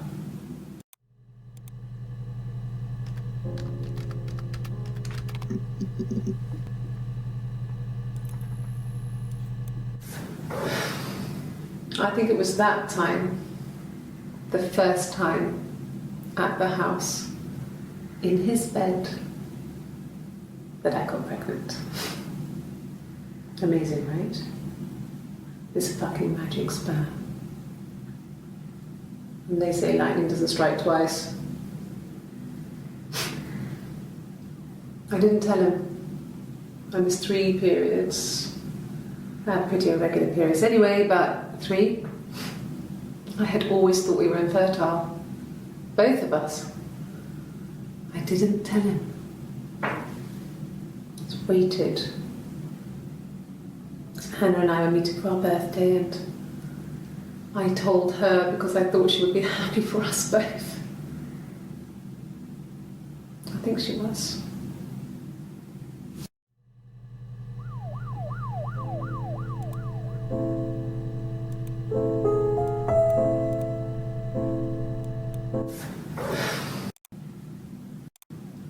I didn't tell him. I missed 3 periods. I had pretty irregular periods anyway, but 3. I had always thought we were infertile. Both of us. I didn't tell him. Just waited. Hannah and I were meeting for our birthday and I told her because I thought she would be happy for us both. I think she was.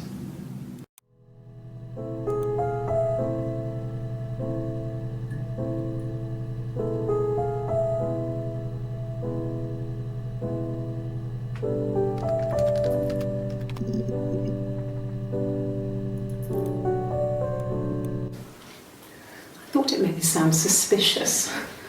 It's not a normal thing to do, to drive to the other end of the country. I wanted to keep it simple. I know it was stupid not to tell you everything. Saying I spent the night in Glasgow when my husband went missing, I thought it would, distract you from what was important. It's different now. Now he's...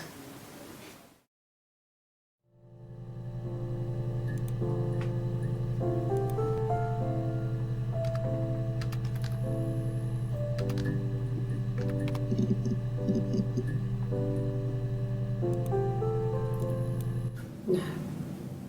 The parents decided there would be a wedding after.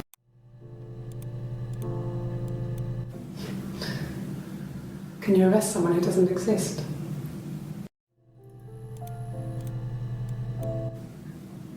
So I moved out. Got a small bed sit. Got my tattoo to mark the occasion. I was singing in a bar in the evenings.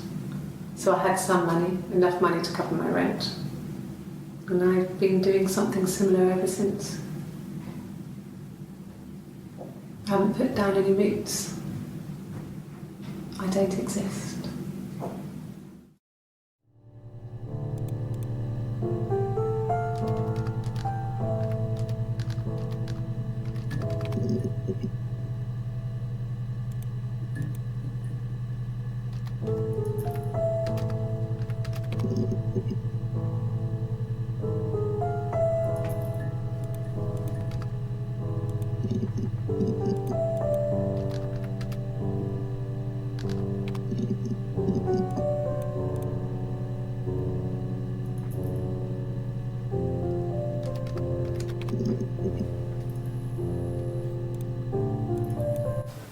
Really?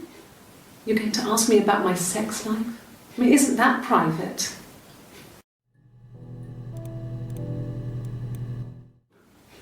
Are you married? How is your sex life? So, our sex life is probably fairly average for a couple after 10 years of marriage.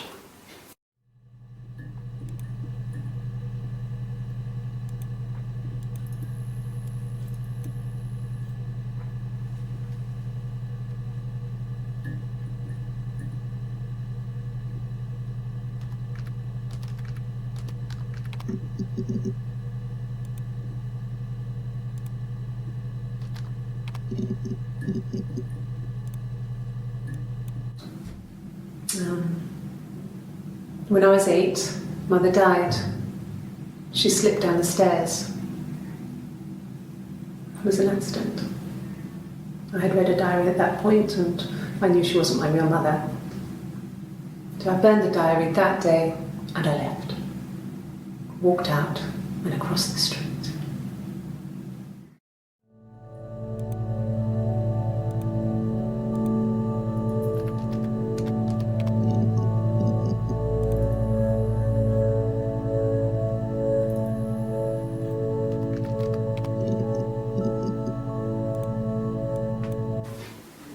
Simon was very moral about that sort of thing. He wouldn't just walk out there and sleep with anyone. He wasn't that kind of guy. He took his marriage very seriously.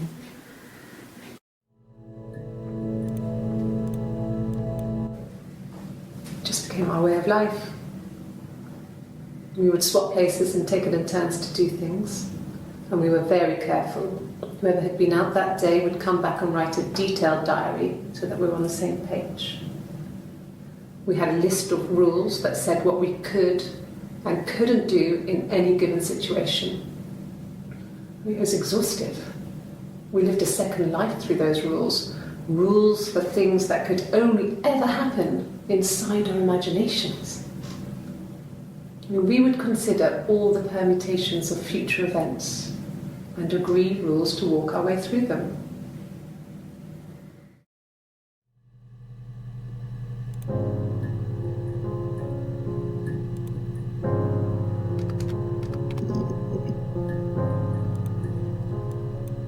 No. I mean, yes, we have arguments, but he never runs off. He always comes back. We make up. It's always that way.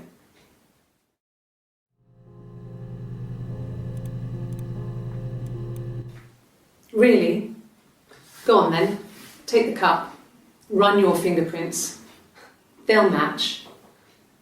How can you do it?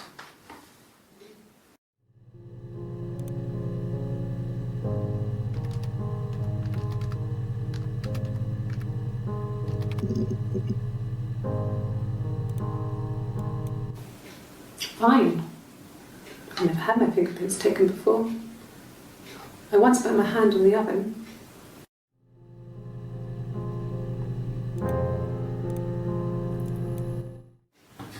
Fingerprints.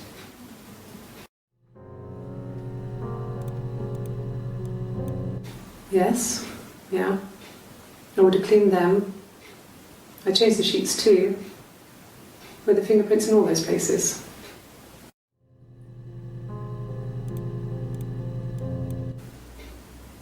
Could they have been my parents' fingerprints?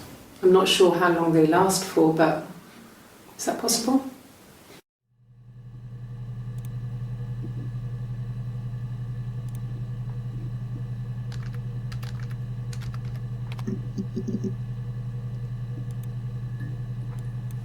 No, not drugs. I mean, he drinks, but never very much. He goes to the pub and has one or two. Sometimes we go together. He drinks wine with food, but no, he doesn't have any kind of drinking problem.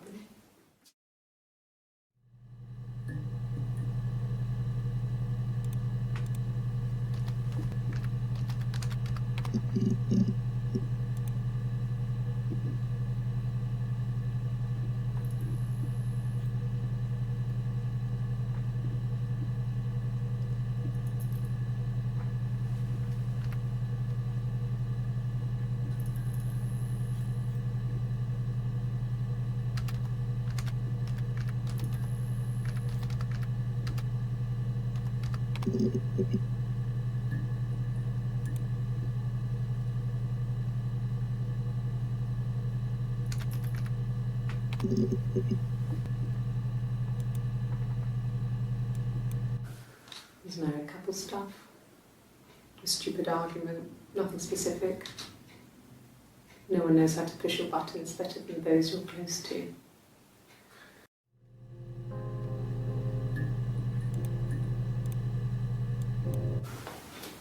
Look, on his clothes, that would make sense. He made it by hand. I mean, he brushes the silver onto the glass. It's not how they make mirrors these days. I mean, he made the mirror and he gave it to me.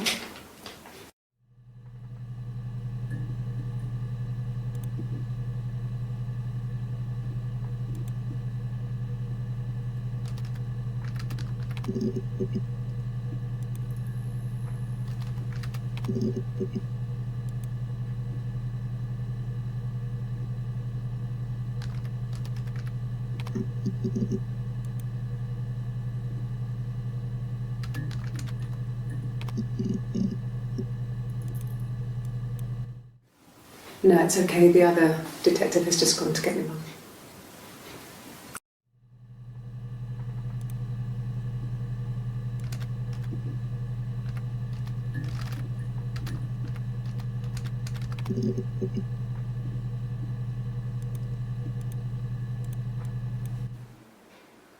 A black coffee, thanks. No sugar. I'm sweet enough as it is.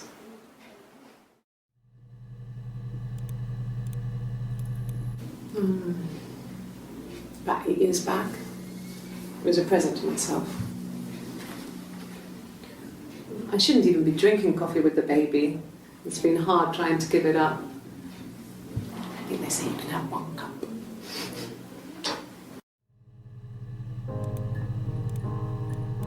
No. I've had enough coffee for today, thanks. Glass of water.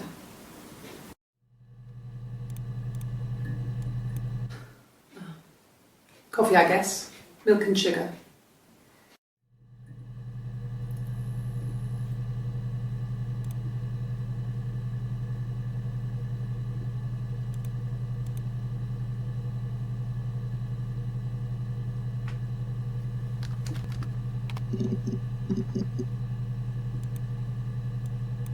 No, He doesn't keep a diary.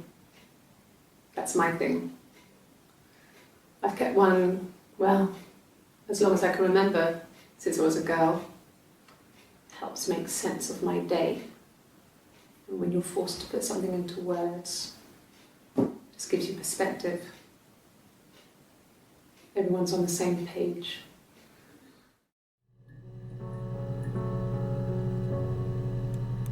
No, he doesn't keep a diary. That's my thing. Everyone's on the same page.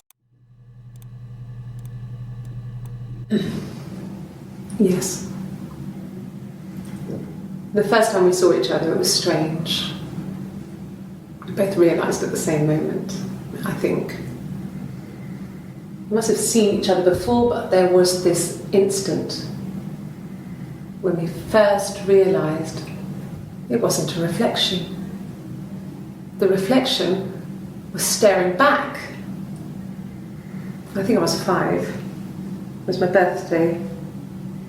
My reflection was wearing a party hat and waving. I knew what party hats were from books. And it suddenly occurred to me, today must be my birthday. I waved back and we just spent ages waving at each other and copying each other's movements.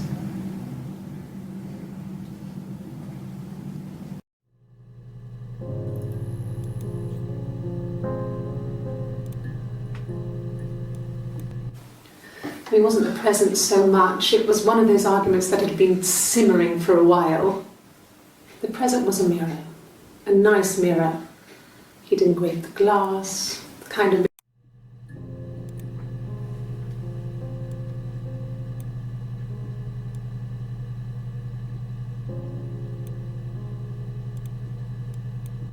It was supposed to be a secret.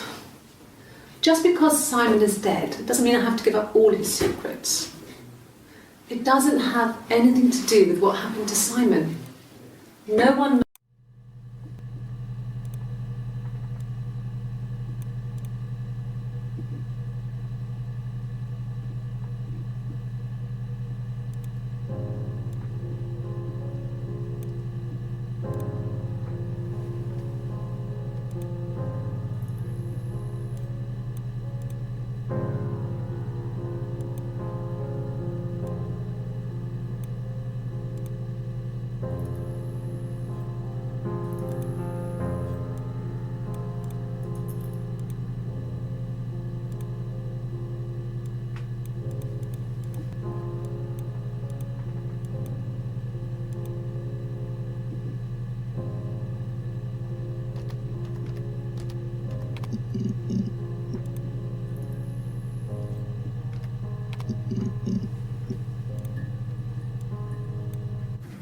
Yes.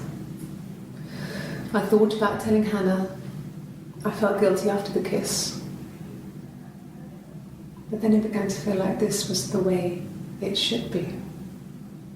Sharing, like we had before. He never mentioned her to me. There was the Simon with me and the Simon with her. It was almost like it was a different Simon. But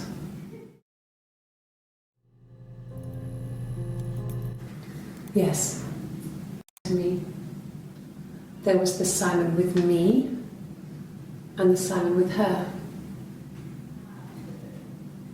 It was almost like it was a different Simon.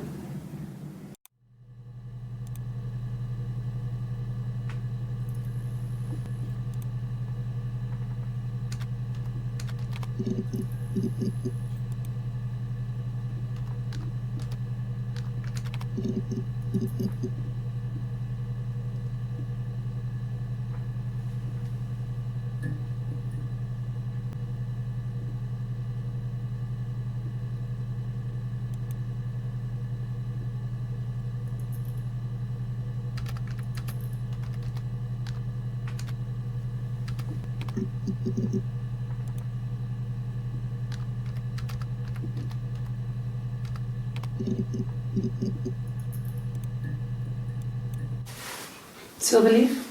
No. He normally silvers them properly. This mirror, it's supposed to look antique. The reflection isn't as good.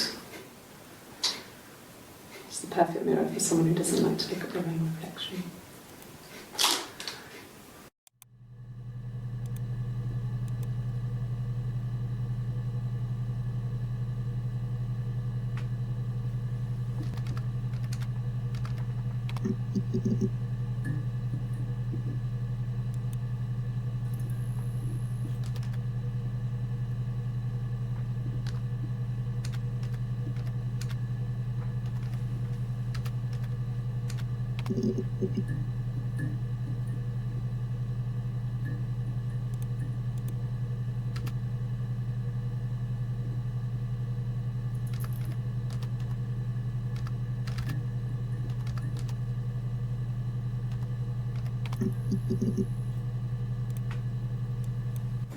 It happened very quickly. We hardly had to talk to each other. We agreed almost silently. The baby was what mattered. We'd help each other. We cleaned up. We bagged up the broken mirror, her clothes. They're gone. We took him down to the cellar. We knew we had an alibi, and we wanted the body to be found later. We wanted to have suspicion on us so we could then disprove it rather than have it linger. Better to keep the body in the house than risk being seen with it. The watch, that was my touch to make sure the alibi stuck.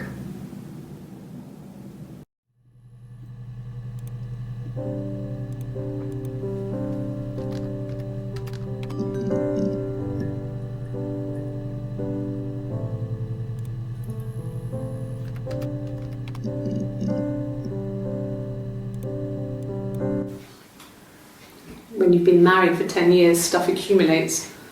We could argue about anything. And he's so nice. That doesn't help. He tries to smooth things over, and that just makes it worse. We're both passive-aggressive, so we never normally argue directly about anything.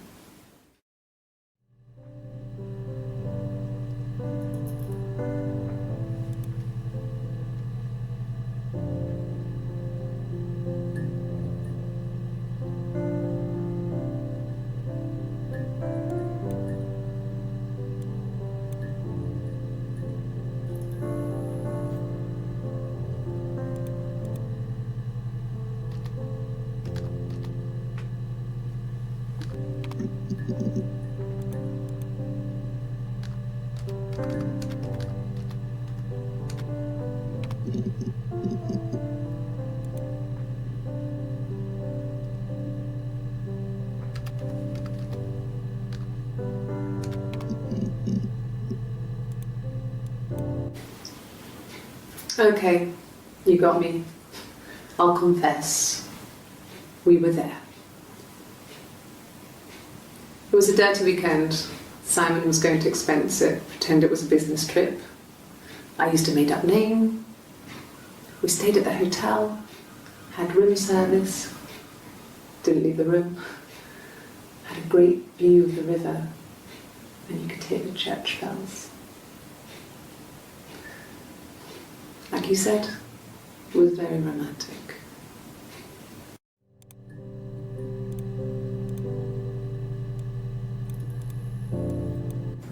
It happened very quickly. We hardly had to talk to each other. We agreed almost silently.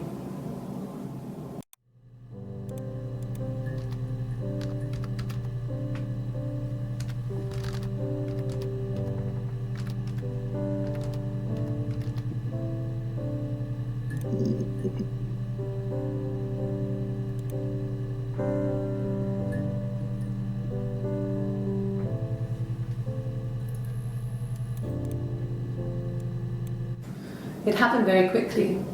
We hardly had to talk to each other. We agreed almost silently. The baby was what mattered.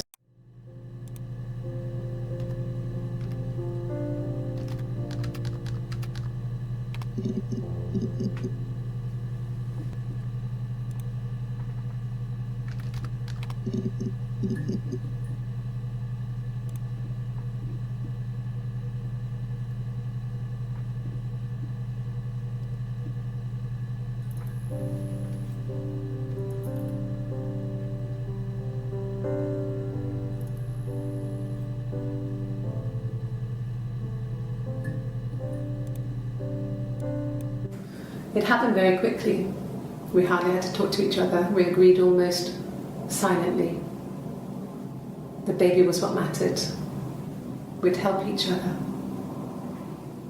We cleaned up. We bagged up the broken mirror, her clothes. They're gone. We took him down to the cellar. We knew we had an alibi, and we wanted the body to be found later. We wanted to have suspicion on us so we could then disprove it rather than have it linger. Better to keep the body in the house than risk being seen with it. The watch, that was my touch to make sure the alibi stuck.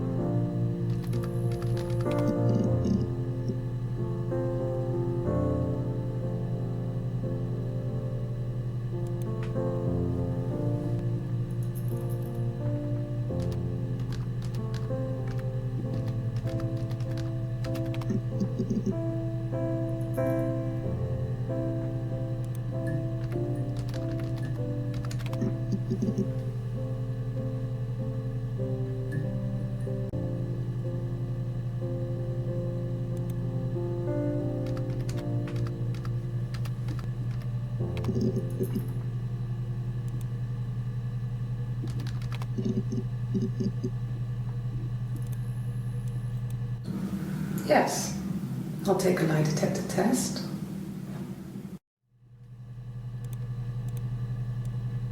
I've never taken a lie detector test before. Does it really work?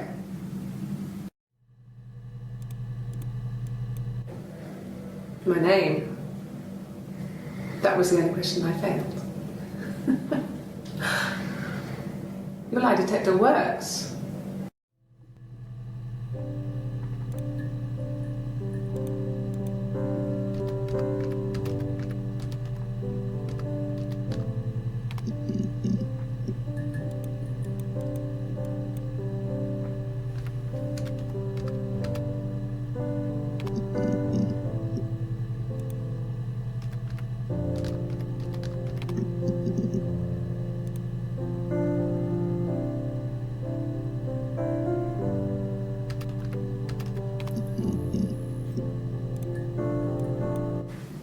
Then she told me she wanted to help more.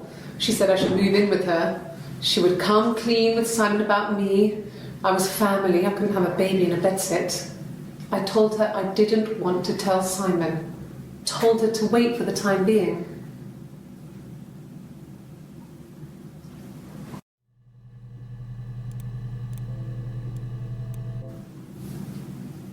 Her story is that she'd waited for him to come back. She put on my wig, some of my clothes, pretended to be me. They talked. She'd enjoyed being me. He said he wanted to be with me. Then he took out a present, another mirror, just like the one he'd given her earlier.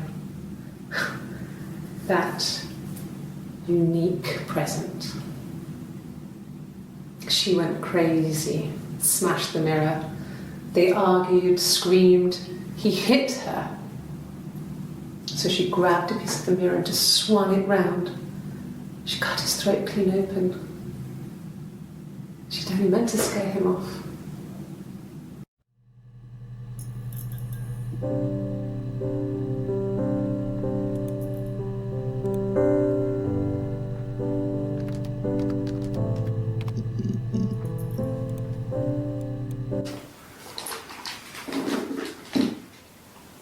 on his throat. How?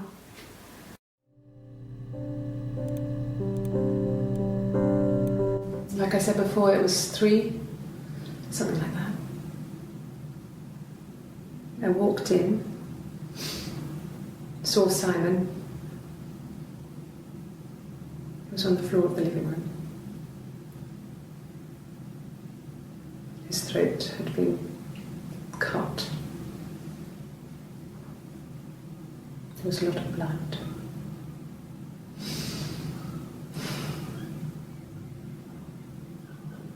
Yeah, he was dead.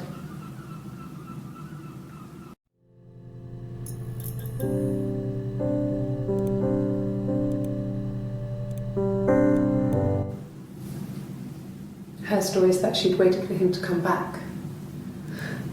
She put on my wig. Her. That, like the one he'd given her earlier. Then he took out a present.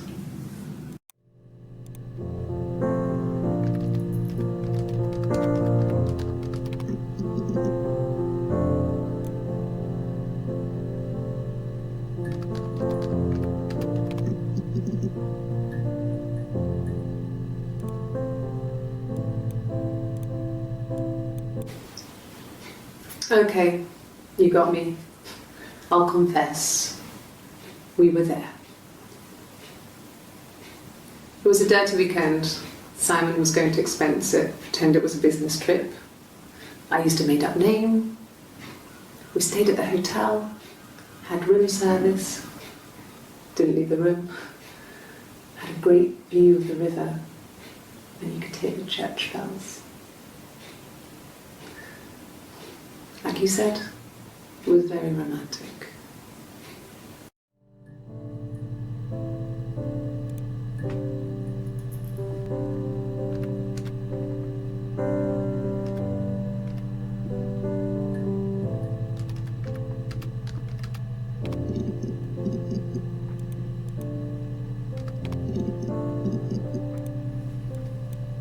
Nothing else happened that night. We talked, then I said goodbye. Then next week I was singing in the bar again, and there he was. And again the next week, he offered to buy me a meal. I told him I had already eaten, and so we got chips and ate them on the beach instead. When we said goodbye, he asked me to kiss him. Romantic.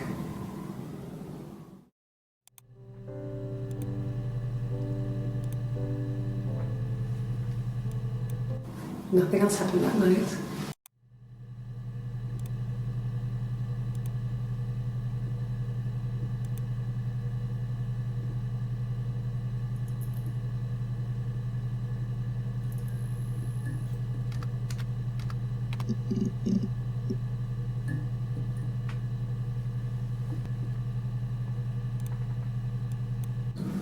Yes.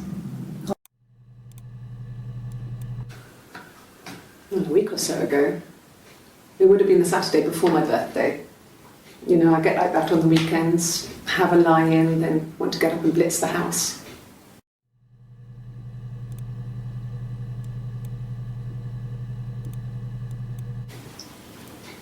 Okay. It was a dirty week.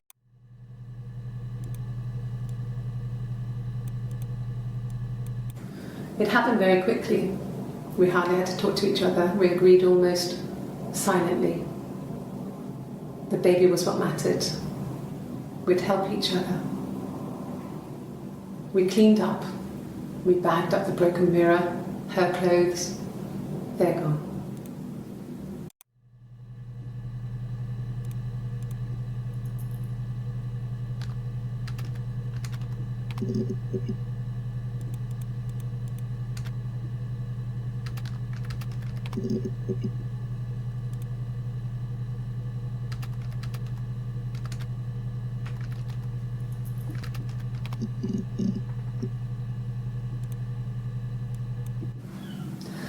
Hannah was so smitten with Simon.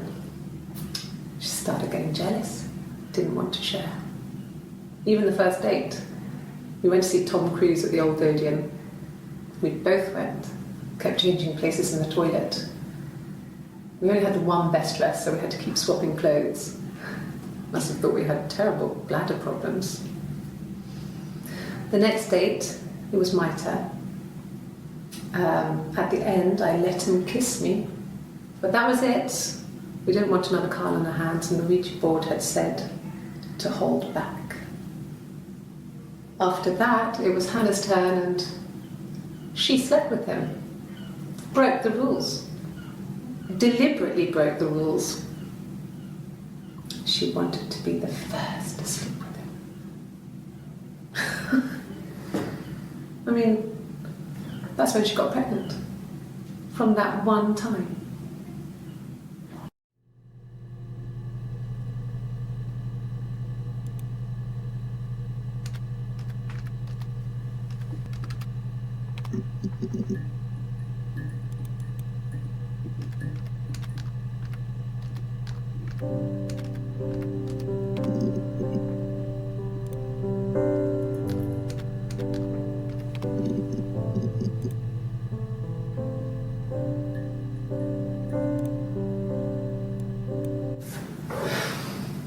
I think it was that time, the first time.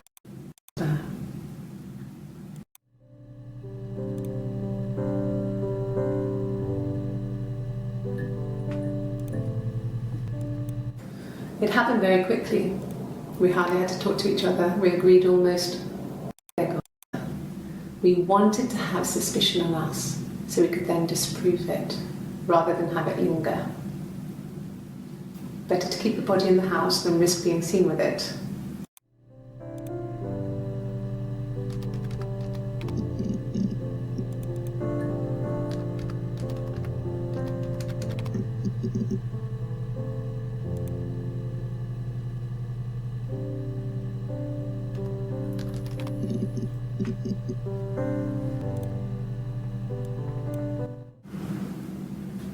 Mother wanted me to grow my hair long, but I kept cutting it myself. I wanted to look like my reflection. She always had short hair when she was little. Mother would hide the scissors, but I would find a way.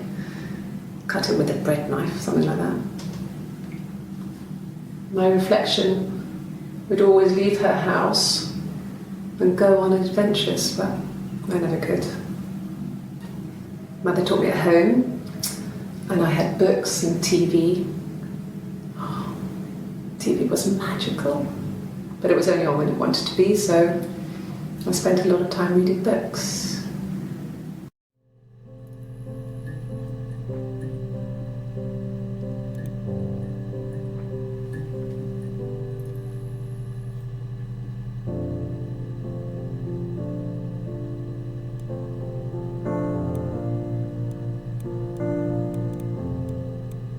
Nothing else happened that night.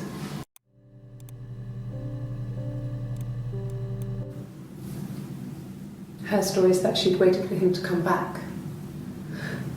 She put on my wig, some of my clothes, pretended to be me.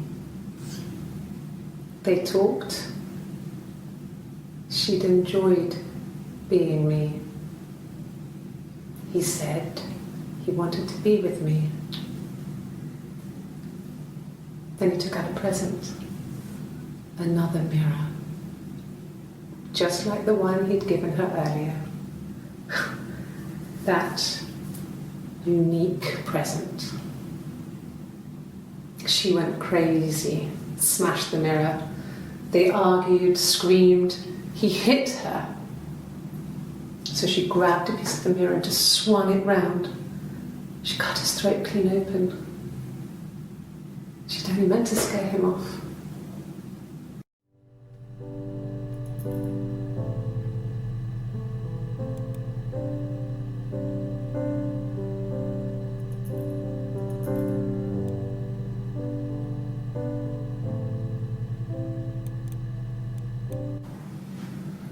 Florence took me home with her. Mother hadn't been expecting twins and had a healthy baby. Weigh the evidence that this was anything but.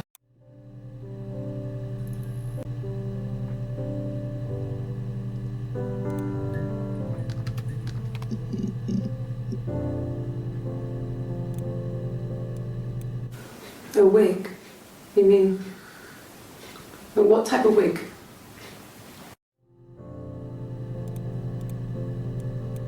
No, I've never worn a wig. What kind of wig?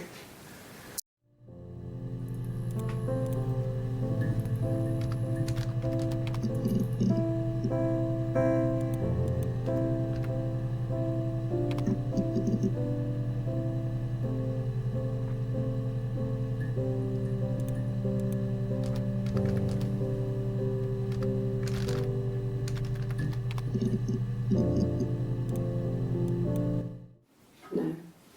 I think he spoke to Helen. She said he was upset about her argument, but I'm not sure what else he said.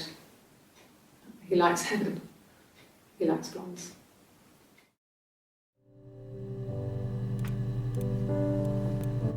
No. I'm not sure what strange would be, but he hasn't been acting odd. He's been busy at work, but nothing too stressful.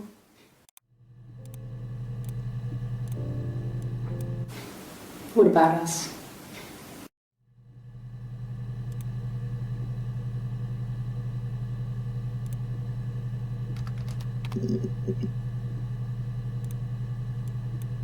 Sure, I think.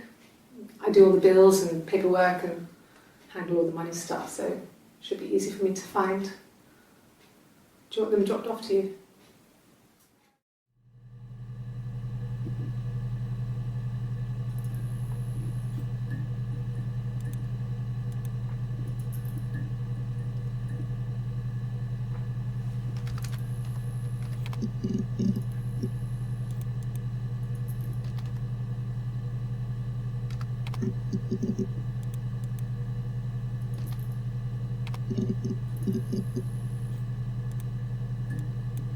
A mobile phone? Yeah. Well, they have one for the glaziers, but it's only for work. I can't remember the number. Oh, it's in the kitchen. I saw it plugged into its charging cradle.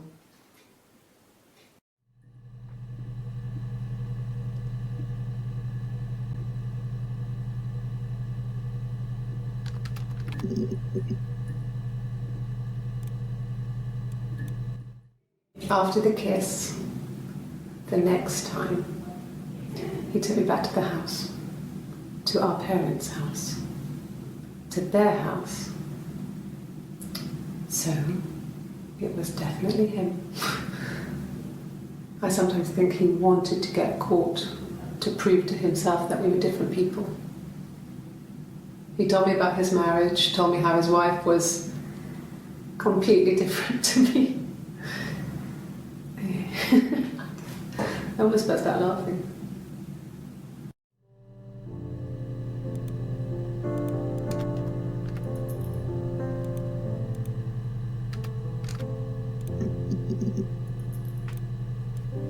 No!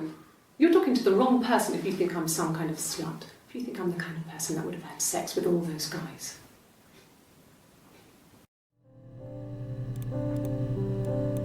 No. I was 15. Carl was older. 17, I think. I was really into him, regardless of how he actually behaved.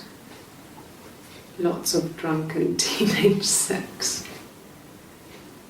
We did it in a church once. Stupid. So he got tired of us and we split up after about 6 months. It was sad, but those early experiences, they help you realise who's really important to you, you know? Family.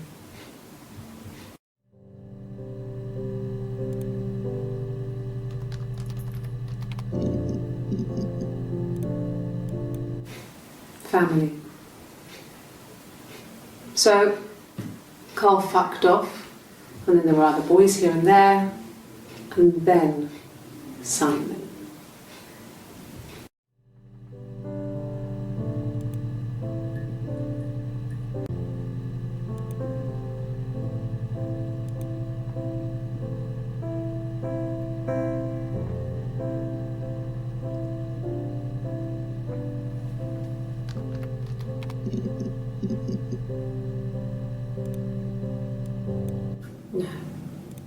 the parents decided there would be a wedding. And after the this was 9. I hit her back. We fought.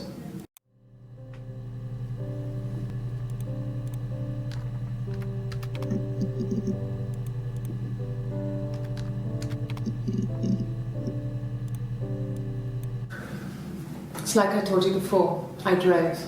I took the car and drove. I don't have my own car, but I have a spare set of keys. I just drove north.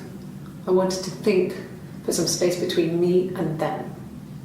Everything I told you before is true. I stopped at Glasgow. I was tired, exhausted. I pulled out and I hit a car. My car was okay, but I was worried about the baby, so I went to A&E to get the okay. Everything was fine. Slept in the car. When I woke, I tried to call Hannah from a payphone. She wasn't answering. And then I decided to drive back. I had decided that she was more important to me than Simon.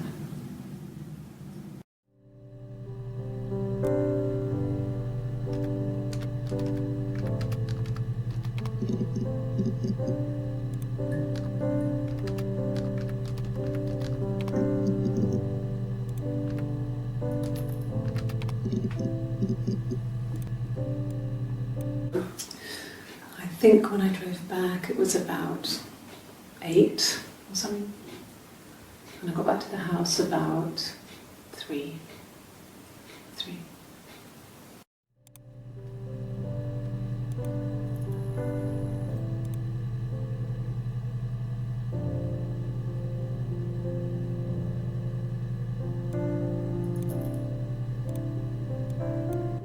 Nothing else happened that night.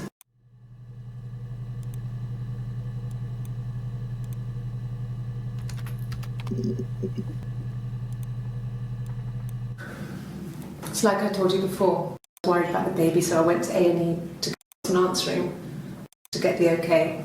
Everything was fine. Slept in the car. When I woke, I tried to call Hannah from a payphone. She wasn't answering. And then I decided to drive back. I had decided that she was more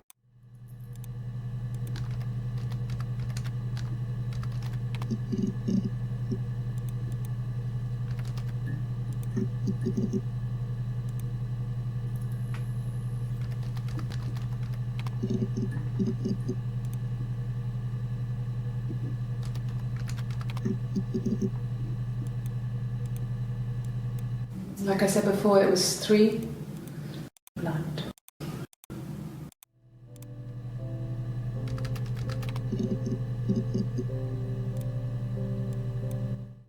Okay. I've given blood before. Do you need to take that for your records?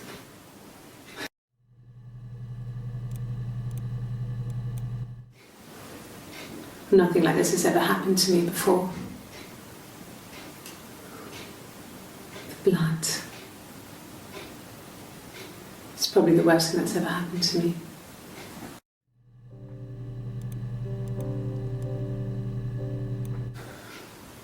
Well, fine, considering.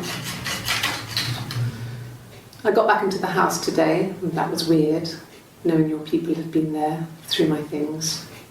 It's like I've been burgled. And worse, obviously. I don't know. I haven't lived in the cellar yet. They sent a cleaner in. As good as new, he said. But they had to throw some stuff out. Couldn't get the blood out. And I'm still waiting to hear from the coroner so we can get a date set for the funeral. It's going to be a cremation. So,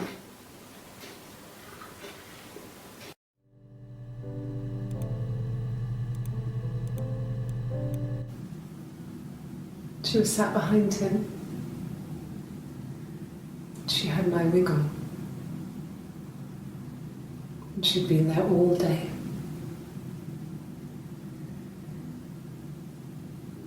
And she had blood on her.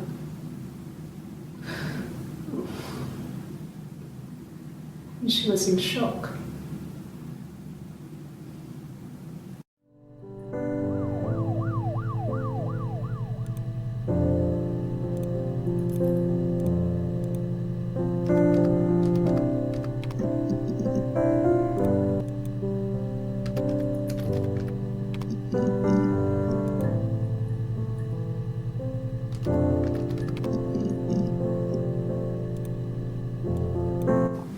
Mum and Dad had never had any reason to notice. They were always busy. If Hannah was eating a lot, they didn't mind. She didn't put on any weight. That girl has a healthy appetite. If they heard us talking in the attic, they just thought it was Hannah playing one of her games, and that Eve was our imaginary friend. Once, she was already up and dressed and ready to go to school, and I snuck down for a piss. Mum saw me in my underwear and she went mad. Get dressed this instant! So I ducked into our bedroom, and seconds later, out came Hannah, dressed and ready. Mum was amazed.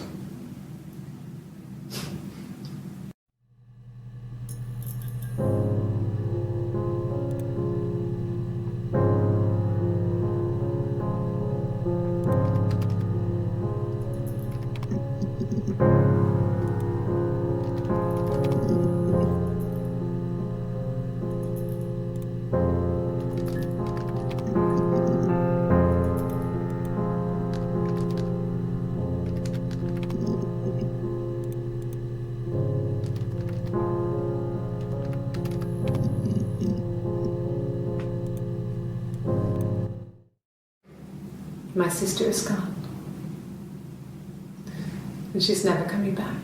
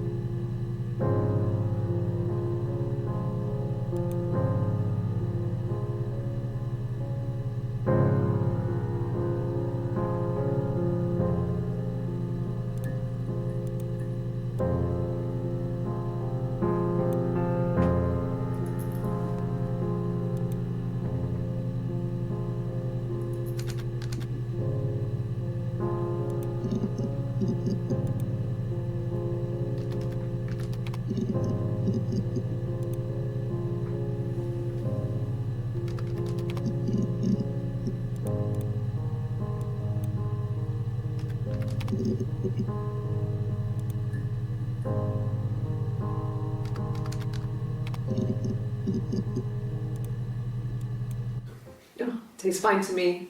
As long as it's black and strong, I'm good.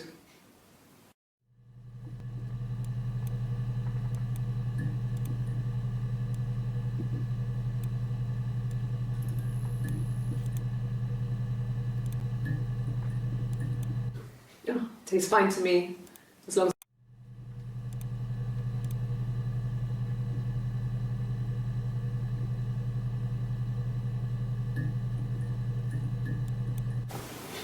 Simon's parents offered to put me up, but I didn't think it would be a good idea. It would be too sad. Not right now. I'm staying at a friend's.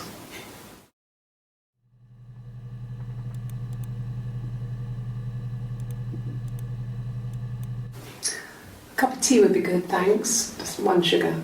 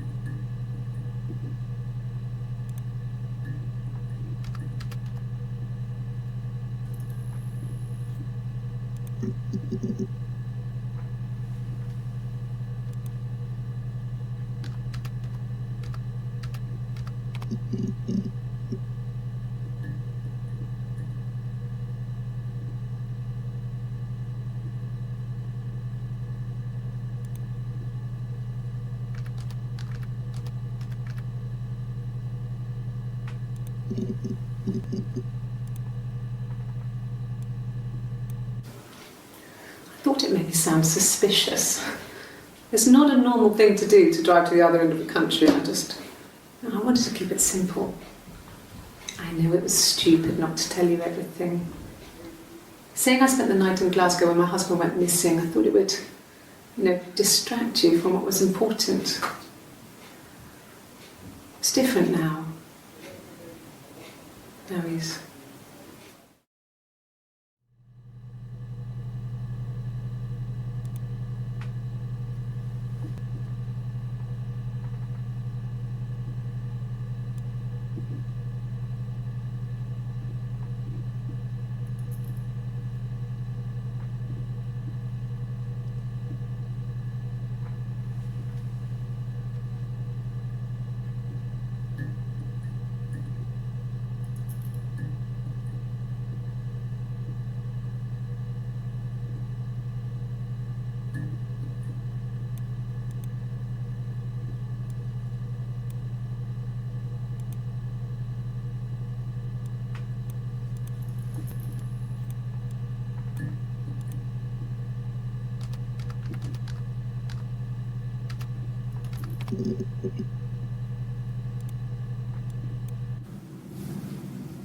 Her story is that she'd waited for him to come back.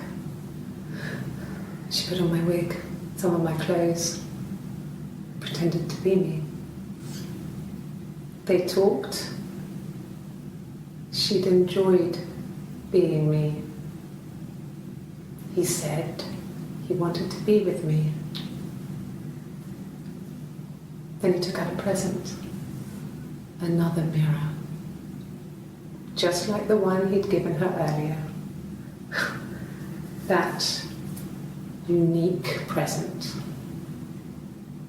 She went crazy, smashed the mirror. They argued, screamed. He hit her.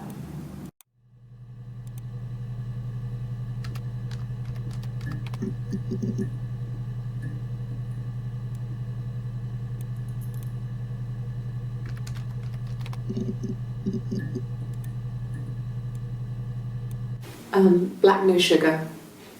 Thanks.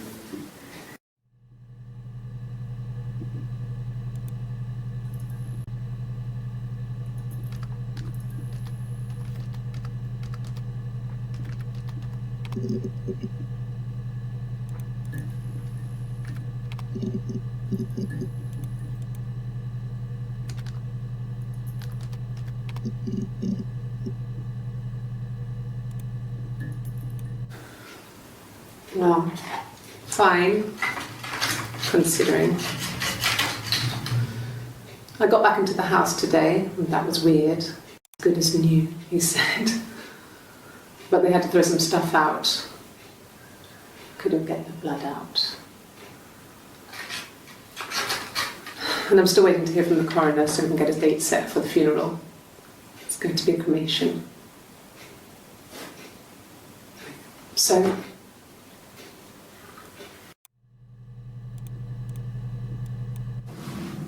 yes, it was a cremation for the best. We both wore black and had veils, so it was easy. And after the funeral, everyone came back to the house. Hannah served up sandwiches, and I stayed out of sight.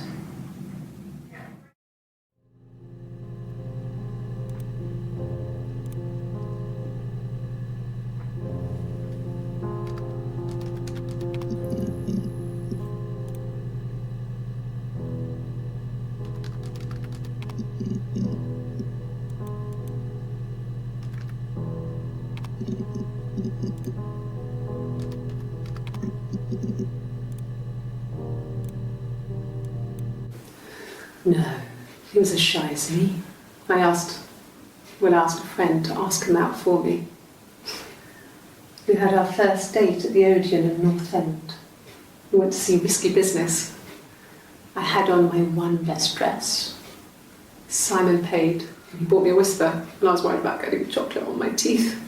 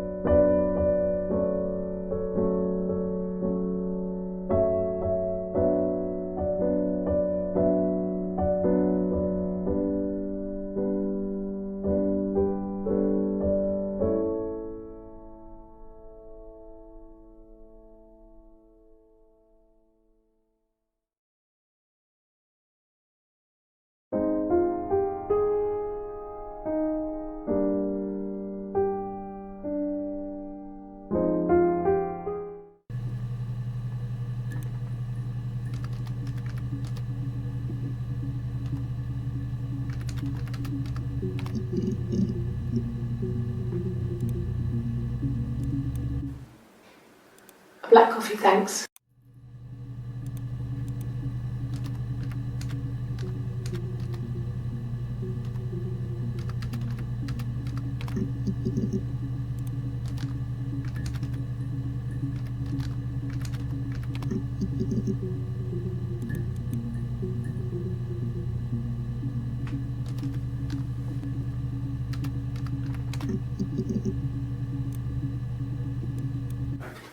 I didn't. I slept in the car. I left about 9 that night. I wasn't there.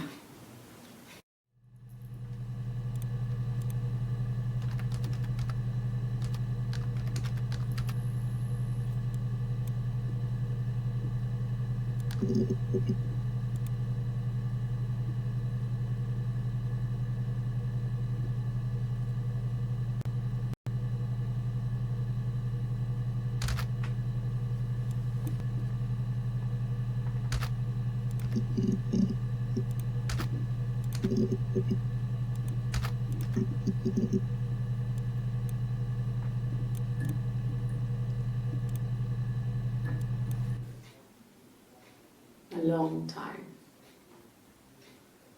We got married when I was 17.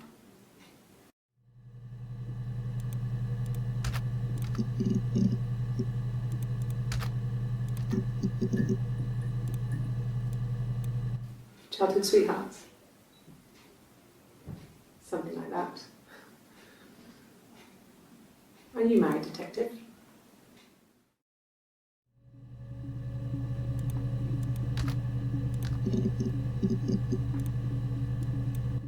Suicide?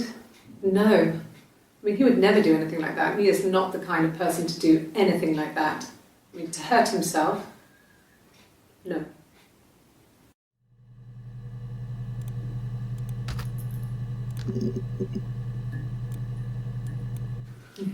Thanks. Please find Simon. I love him so much.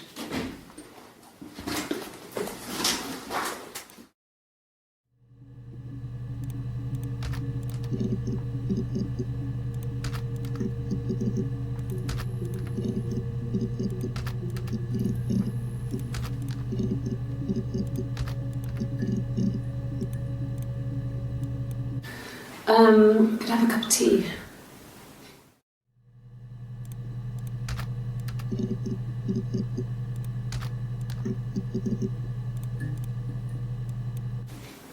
I haven't been into work. I guess I've just been waiting to hear from you, hear from my husband.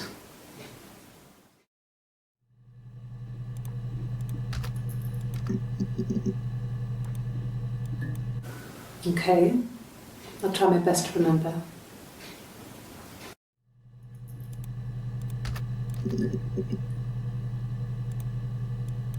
Yes, he left after the argument. It was about 8 o'clock.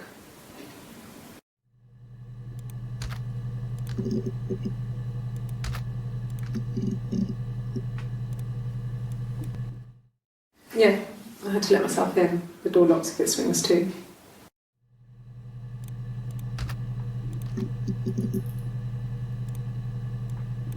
No, Simon wasn't seeing another woman.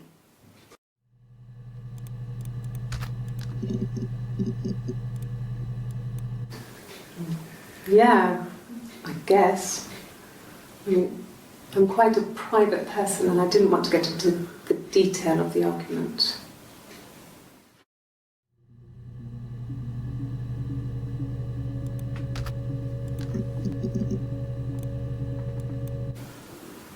I did. Well, we met when we were 17, both working at the Glaziers.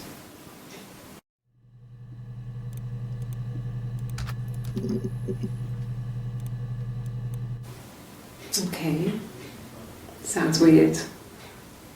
I'm not great at making up stories.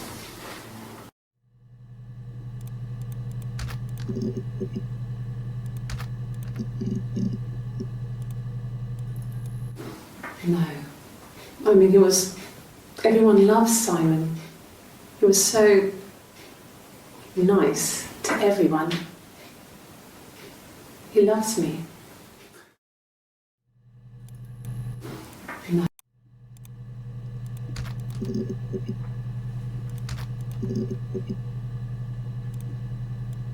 Yeah. I pulled over and slept in the car. This was just by the side of the road. I was exhausted.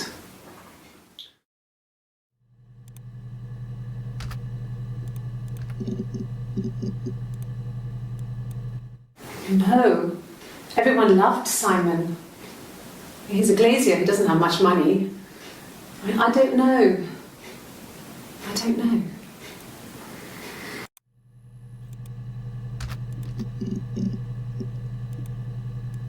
Yes. I always pull it shut and then lock the bigger lock with the key.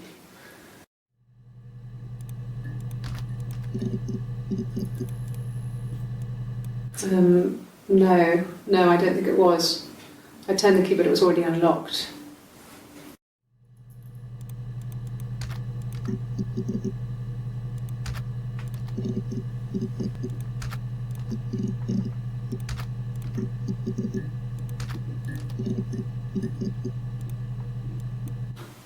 I think so. I mean, to get into our garden, we'd have to climb through other gardens. All the gardens back onto each other, so you'd have to climb over 1, 2, 3 gardens to get to ours. I mean, did anyone see anything? Did anyone see anyone come and go? An intruder?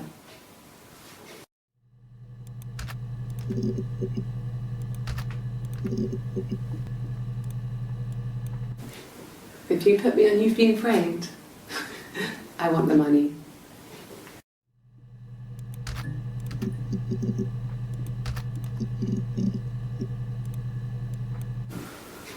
In the bedroom.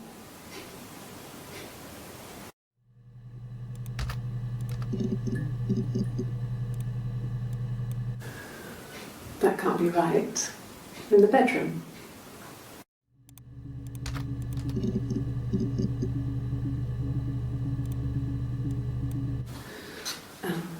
I sleep on the right side of the bed as you come in from the door. You can tell because I have 2 pillows and he just has 1.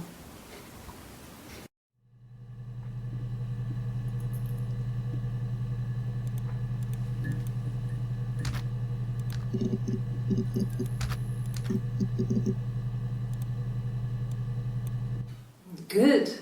Happy. I mean, ups and downs like any couple, I guess, but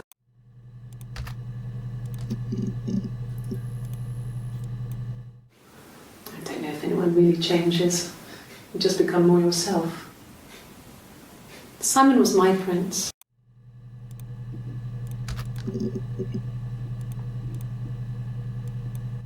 Well, there you go. How many kids?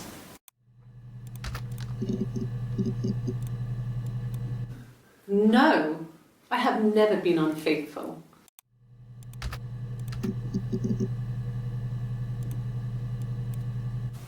Hurt someone? Yes. But everyone thinks that from time to time, right? You just want to lash out.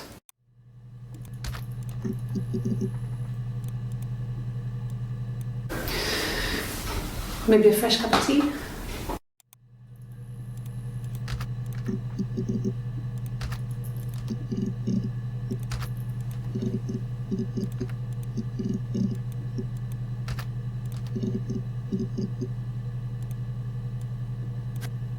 Just the 1 sugar. Thanks.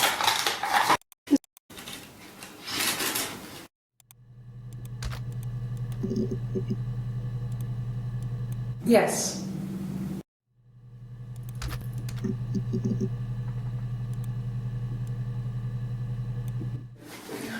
No, I'm okay. Fuck.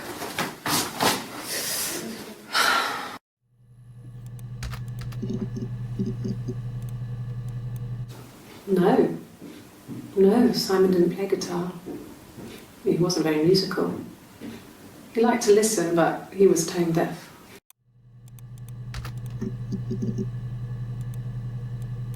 Yes. Yeah, it's my guitar.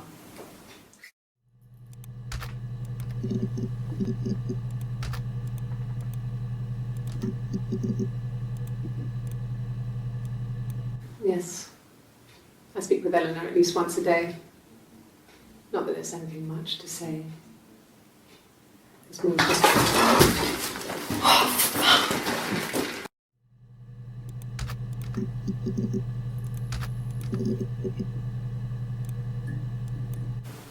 Oh, my tattoo. I got it to express my individuality. It's an apple and a snake.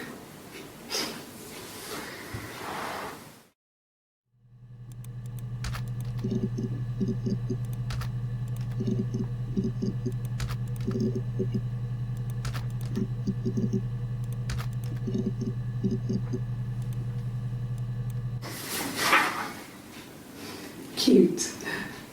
You must love them very much. What ages are they?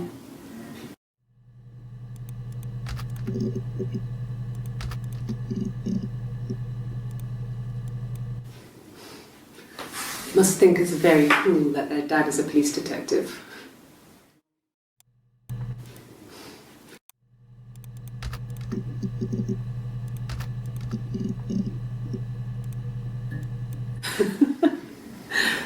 Was he my first? No need to be so coy. No, he wasn't my first. That would have been Carl. He was a local boy in a band. He was a bit of a shit.